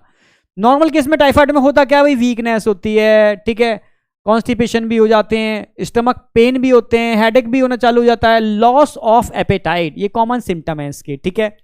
फीवर तो सभी में आएगा भाई। सीवियर केस अगर ट्रीटमेंट नहीं कराया तो क्या होगा, इंटेस्टाइनल परफोरेशन, डेथ हो जाती है, ठीक है। कन्फर्मेसी टेस्ट क्या है, विडाल टेस्ट, बहुत पूछा जाता है कन्फर्मेसी टेस्ट के बारे में। विडाल टेस्ट कन्फर्मेसी टेस्ट है, कैसे चेक करेंगे, विडाल टेस्ट, ठीक है। ऑलरेडी हमें ह्यूमन के अंदर एंटीबॉडी चेक करने होते हैं, हमने मार्केट में बाइल आती है इसकी एंटीजन कंटेनिंग बाइल, तो हम बॉडी से ब्लड को निकालते हैं, स्लाइड पर डालते हैं और समझ रहे हो, और हम एंटीजन जो बाइल आती है उसमें अप्लाई कर देते हैं। अगर ब्लड की क्लंपिंग हो जाती है, कोएगुलेशन हो जाता है, मींस आपका पॉजिटिव टेस्ट है। यानी एक तरीके से बॉडी में एंटीबॉडी को आइडेंटिफाई करने वाला टेस्ट है, उसको विडाल टेस्ट बोलते हैं, बहुत कॉमन टेस्ट है टाइफाइड के लिए, ठीक है। इसके लिए कहानी भी है, मैरी मेलन, ठीक है। एक मैरी मेलन समझो एक लेडी थी, अपना रेस्टोरेंट चलाती थी, ठीक है। वो टाइफाइड से इन्फेक्टेड थी, समझो कैरियर थी एक तरह टाइफाइड की। तो वो क्या मतलब कैरियर का मतलब है, वो कंटिन्यू क्या करती थी, अपना फूड बनाती थी, और भी मेन रूट क्या है इसका, कंटामिनेटेड फूड एंड वाटर। तो जब वो खुद ही प्रिपेयर करेगी तो फूड भी कंटामिनेटेड होगा, वाटर भी कंटामिनेटेड होगा। वो बड़े प्यार से परोसती थी लोगों को, तो कोई बहुत लंबे समय तक इसने कितनों को टाइफाइड किया, समझ गए ना मेरी बात, तो समझ गए होगे, ठीक है। तो मैरी मेलन का नाम बड़ा फेमस है, निकनेम इसको टाइफाइड मैरी भी बोलते हैं, टाइफाइड मैरी भी बोलते हैं। कैरियर ऑफ टाइफाइड, ध्यान रखना टाइफाइड की कैरियर थी, उसने बहुत लोगों को टाइफाइड स्प्रेड किया। तो टाइफाइड से रिलेटेड सफिशिएंट है। अब निमोनिया पर बेहतरीन क्वेश्चन बनता है, ठीक है, हर साल लोगों कहीं ना कहीं देखने को मिल जाएगा निमोनिया। अब निमोनिया की बात करते हैं, देखो कोल्ड की बात करते हैं तो वायरल डिसीज है, upper respiratory tract inflammation. Pneumonia की बात आती है तो आपके लंग्स में लोअर वाले पार्ट में inflammation, lower respiratory tract inflammation pneumonia causing होता है, ठीक है। दो एनसीईआरटी में दोनों का नाम रखें, स्ट्रेप्टोकोकस निमोनिया और haemophilus influenza, both are causing agent of pneumonia. NCERT की लाइन है, स्ट्रेप्टोकोकस और haemophilus both are bacteria, both are pneumonia causing agent, जो आपके lower respiratory tract means lungs के अंदर एल्वोलाई में इन्फ्लामेशन कर देते हैं, और इन्फ्लामेशन से इन्फ्लामेटरी फ्लूइड भर जाता है, एयर का वेंटिलेशन नहीं हो पाता और बॉडी में CO2 का लेवल बढ़ जाता है, ऑक्सीजन का लेवल कम हो जाता है, जिसकी वजह से आपका ऑक्सीजनेटेड ब्लड भी डीऑक्सीजनेटेड जैसा बिहेव करता है, और आपके लिव्स, नेल्स जहां ऑक्सीजनेटेड ब्लड होता है वो ब्लूइश हो जाते हैं, समझ रहे हो ना मेरी बात, ब्लू अपीयरेंस हो जाती है, तो समझ लो आपको निमोनिया, तगड़ा निमोनिया है, ठीक है। तो समझ में आ गया होगा निमोनिया भाई क्या, कहां से इंफेक्शन होगा भाई, लंग्स का इंफेक्शन है, ड्रॉपलेट इंफेक्शन है, एयर ड्रॉपलेट से लंग्स के थ्रू एंटर करता है, तो वो गट से करता है, एयर ड्रॉपलेट इंफेक्शन है पहला क्वेश्चन, ठीक है। तो कहां पे इंफेक्शन होगा, बॉडी लंग्स के लोअर पार्ट में, infected alveoli of the lungs, upper part में नहीं, लोअर पार्ट ऑफ, ठीक है, lungs, alveoli get filled with the fluid, ठीक है, leading to severe problem in the respiration. Fever भाई फीवर सभी में आएगा, चिल, कफ, हेडेक सभी के अंदर होगा। पर ध्यान रखना सबसे इंपॉर्टेंट बात, यहां क्वेश्चन जो पूछा जाता है वो किस पर आएगा, क्वेश्चन आएगा यहां पर कि यहां पर क्या होगा, यहां पर lips, nails turns grey to bluish in colour, ये किसके केस में होता है आप समझ जाओगे भाई, लिप्स, नेल्स ये ब्लूइश कलर के हो रहे हैं, मतलब निमोनिया हो रखा है, लोअर रेस्पिरेटरी ट्रैक इन्फ्लामेशन हो रखा है, तो ये सिम्टम आपको ध्यान रखने हैं। अब दो भाई 4 बैक्टीरियल डिसीज आपको याद रखनी है, एक तो निमोनिया हो गया, एक टाइफाइड हो गया, 2 याद रखने हैं आपको, एक तो देखो एनसीईआरटी में रखा है diphtheria causing agent Corynebacterium diphtheriae, ठीक है, ये कॉजिंग एजेंट है, इट इज ऑल्सो बैक्टीरिया। भाई क्या करता है, फीवर, इफेक्टेड थ्रोट, भाई देखो क्या करता है, अक्सर बच्चों को प्रॉब्लम होती थी, आपके थ्रोट वाले पार्ट के अंदर एक ग्रेइश मेम्ब्रेन बन जाती थी, जिसकी वजह से ब्रीथिंग में प्रॉब्लम होती थी, ऐसा लगा किसी ने गला घोट दिया हो, गल घोटू भी बोलते थे लोग इसको, ठीक है, गला घोट दिया हो, डिप्थीरिया। पर बच्चों को वैक्सीन लग जाती है, DPT, diphtheria pertussis tetanus, combination है इसका टॉक्सॉइड का, तो अब ये नहीं होता, पर एनसीईआरटी में रखा था, पता होना चाहिए, ठीक है, कॉजिंग सफोकेशन, मतलब ब्रीदिंग में प्रॉब्लम होती है इसके केस में। चलो ये बहुत बेहतरीन डिसऑर्डर है, प्लेग, एनसीईआरटी में दे भी रखा है, इसको ब्लैक डेथ भी कहते हैं। ये वो डिसऑर्डर है, चाणक्य ने इसको, मतलब चाणक्य बहुत इंटेलिजेंट थे, इसको कह सकते हो कि ये अगर हम माइक्रोवेव वॉर की बात करते हैं तो चाणक्य ने इस माइक्रोवेव वॉर इनिशियल वहीं से स्टार्ट हुआ है। मतलब देखा जाए ना बहुत सारी चीजें इंडिया से ओरिजिनेट हुई हैं, बहुत सारी चीजें, ठीक है। वो बाद में क्या है, इंडिया पर तो इतने अटैक हुए ना, तो इंडिया मतलब भूल गया उसने क्या किया, उस अपनी शक्तियों को भूल चुका है, ठीक है। इंडिया अपने इंडियंस अपनी शक्तियों को भूल चुके हैं, अपनी उस पावर को भूल चुके हैं, क्योंकि समझ रहे हो ये इतना गुलाम रहे हैं इतना ज्यादा, तो मतलब बहुत मामला बिगड़ा हुआ है, ठीक है। तो एक्चुअल में बहुत पावर, बहुत एनर्जी, तभी तो अगर ये तो मैं भी न्यूज पे ही देखा मैंने एक दिन कि इंडिया की जीडीपी पूरी दुनिया में सबसे ज्यादा हुआ करती थी, ठीक है। पर इतने अटैक हुए, इतने अटैक हुए, इतने अटैक हुए, इतना गुलाम रहा है कि गुलामी उसके ब्रेन में बस गई थी, जो धीरे धीरे धीरे धीरे अब रिमूव हो रही है और धीरे धीरे अब वो सही डायरेक्शन में जा रहा है। और समझ रहे हो ना मेरी बात? तभी तो मेरी एक ही ख्वाहिश है कि नई जनरेशन यानी आप लोग इसको और बेहतर तरीके से सुपर लेवल पर लेके जा सकते हो, पर एनर्जी को सही जगह लगा करके। फालतू चैटिंग करते हो तो समझ में आता है कहीं कुछ नहीं है, सब वहीं की वहीं हो गया, गुड़ गोबर एकदम बराबर। तो सीधी सी बात है, प्लेग, ब्लैक डेथ। आप समझो चाणक्य क्या करते थे, उन्होंने एक डिसीज को ढूंढा जो चूहों को होती थी, रेट, ठीक है। ह्यूमन का डिसऑर्डर नहीं था, रेट, रेट में फैलने वाली डिसीज थी, और rat flea Xenopsylla, causing agent bacteria था यर्सीनिया पेस्टिस। यर्सीनिया पेस्टिस एक बैक्टीरिया था जो चूहों को इन्फेक्शन करता था, उनको रोडेंट्स बोलते हैं, कुतरने वाले जीव रोडेंट्स, ठीक है। तो रेट में इन्फेक्शन था और उस पर छोटी सी फ्ली होती थी, रेट फ्ली, जिनोप्सेला चियोप्सिस, उनकी सरफेस पे स्किन पर लगी होती थी, खून चूसती थी, ठीक है। तो अगर एक चूहे की डेथ हो जाएगी, इन्फेक्टेड चूहे की, तो ये फ्ली क्या करेंगे, वहां से निकल के दूसरे चूहे को ढूंढेंगे, उसकी सरफेस से चिपक जाएंगे, उसको भी इन्फेक्शन कर देंगे, यानी एक चूहे से दूसरे चूहे में, यानी समझ रहे हो ना, रेट में होने वाली प्रॉब्लम है ये, ठीक है। रोडेंट्स में होने वाली प्रॉब्लम है। बैक्टीरिया कौन सा कॉजिंग एजेंट होता है, यर्सीनिया पेस्टिस, ठीक है। तो और फैलाता कौन है, वेक्टर कौन है इसमें, जिनोप्सेला चियोप्सिस, ठीक है, ये इसको फैलाने का काम करता है। तो चाणक्य ने ढूंढा, अच्छा ये बात है, ये खतरनाक बीमारी अगर ह्यूमन को एक्सीडेंटली एंटर कर गई तो बहुत गंदी मौत मरता है ह्यूमन, ठीक है। तो ये क्या करते थे, ऐसे ही, ठीक है, कहीं ना कहीं प्लेग से जो इन्फेक्टेड चूहे होते थे, या तो उनको कहीं पर भी भाई कहीं अटैक कोई करने आ रहा है तो वहां उसकी सेना के बीच में छोड़ दिए जाते थे, उनके फूड को इन्फेक्ट करें या कहीं ना कहीं, या उनके खाने में कहीं ना कहीं उनको एंटर करा दिया, जो भी है, इन्फेक्शन क्रिएट कराया जाता था, तो उनकी सेना में अटैक करने से पहले ही प्लेग फैल जाता था, ठीक है। बुबोइनिक बोलते हैं उसको, बुबोइनिक प्लेग, क्योंकि आर्म पिट स्वेल हो जाते थे। अब सोचो आप लड़ने जा रहे हो, आर्म पिट सूले हुए हैं, सूजे हुए स्वेलिंग है इसके अंदर, बहुत पेन हो रहा है, तो आप क्या फाइटिंग कर पाओगे? इतना पेन होता था, लोग रोते थे, चीखते थे, चिल्लाते थे, तो क्या फाइट करेंगे वो लोग, सोचो। तो ऐसे में वो बिना लड़े ही जीत जाते थे। तो ये इनका एक ट्रिक था, ठीक है। तो आप समझ गए होगे, तो इस it is the types of microwave war, ठीक है। तो आप समझ गए ना मेरी बात, यहीं से स्टार्ट हुआ था। तो एक तरीके से समझ में आ गया होगा। तो ह्यूमन में एक्सीडेंटल एंटर करता है, डायरेक्टली ह्यूमन में नहीं आता, फिर ह्यूमन टू ह्यूमन इजीली फैल जाता है, ठीक है। तो क्योंकि बैक्टीरियल डिसीज है, तो कौन फैलाता है? अच्छा, इसमें क्या होता है, लास्ट टाइम पर बॉडी में कुछ पैचेस पड़ जाते हैं, और जब लास्ट टाइम आता है तो वो पैचेस कैसे हो जाते हैं, ब्लैकिश हो जाते हैं। और जब ब्लैकिश कलर के पैचेस होते हैं, समझ लो अंतिम समय आ गया, काल आ गया, डेथ निश्चित है, तो डेथ हो जाती है ब्लैक पैचेस पड़ने से, is called black death, black death, ठीक है। कॉजिंग एजेंट यर्सीनिया पेस्टिस, ठीक है। पैरासाइट किसके ऊपर होता है, रेट फ्ली, क्या बोलते हैं इसको, जिनोप्सेला चियोप्सिस, ठीक है। भाई कॉमन सिम्टम क्या है, हाई फीवर, हेडेक तो है ही, पर यहां मेन क्या है, इनलार्जमेंट ऑफ, ठीक है, एक्सिलरी लिम्फ नोड, ये एक्सिलरी, ठीक है, आर्मपिट्स के अंदर एक्सिलरी लिम्फ नोड लार्ज हो जाते हैं, रेड पैचेस पड़ते हैं जो लास्ट में ब्लैक हो जाते हैं, और डेथ हो जाती है। तो ये हो गए 4 बैक्टीरियल डिसीज। मुझे टिप्स पर चाहिए कल की क्लास तक बैक्टीरियल डिसीज, ठीक है। तो बस आज नहीं रखेंगे, बैक्टीरियल डिसीज आपके क्लियर है, कोई डाउट नहीं होना चाहिए, ठीक है। वायरल डिसीज है, आप कल रीडिंग करके आ रहे हो, 3 वायरस बताए मैंने, कॉमन कोल्ड बता चुका हूं अभी मैं, हेपेटाइटिस और पोलियो एक बार मैं कल बताऊंगा इनको अपनी तरीके से, ठीक है। एक रीडिंग करोगे इसको, ठीक है। हेलमिंथीज डिसीज की बात करते हैं तो एस्केरिस और एलिफेंटियासिस, एक रीडिंग करके आओगे, इन 2 टेबल को आप रीड करोगे अच्छे से, रिमेनिंग को दिमाग में सेट करोगे, जो मैंने करा दिया ये मैं कराऊंगा। कुछ क्वेश्चंस और देख लेते हैं हम। कॉमन कोल्ड, अच्छा, इज नॉट, चलो समझो, बता चुका हूं ये वाली बात में, AIPMT में क्वेश्चन है। कॉमन कोल्ड इज नॉट, ठीक है, cured by antibodies, because it is, क्योंकि एंटीबॉडीज बैक्टीरिया को किल करने का काम करते हैं और वायरस को किल करने का काम नहीं करते, क्योंकि ये क्या है बेटा, एक वायरल डिसीज है। Common cold is a viral disease, आया हुआ क्वेश्चन है। Which of the following is a pair of viral disease, भाई टाइफाइड, टाइफाइड तो बैक्टीरियल डिसीज हो गई, गलत हो गया। ट्यूबरक्लोसिस भी बैक्टीरियल डिसीज है। रिंगवॉर्म फंगल डिसीज है। एड्स वायरल डिसीज है, ठीक है।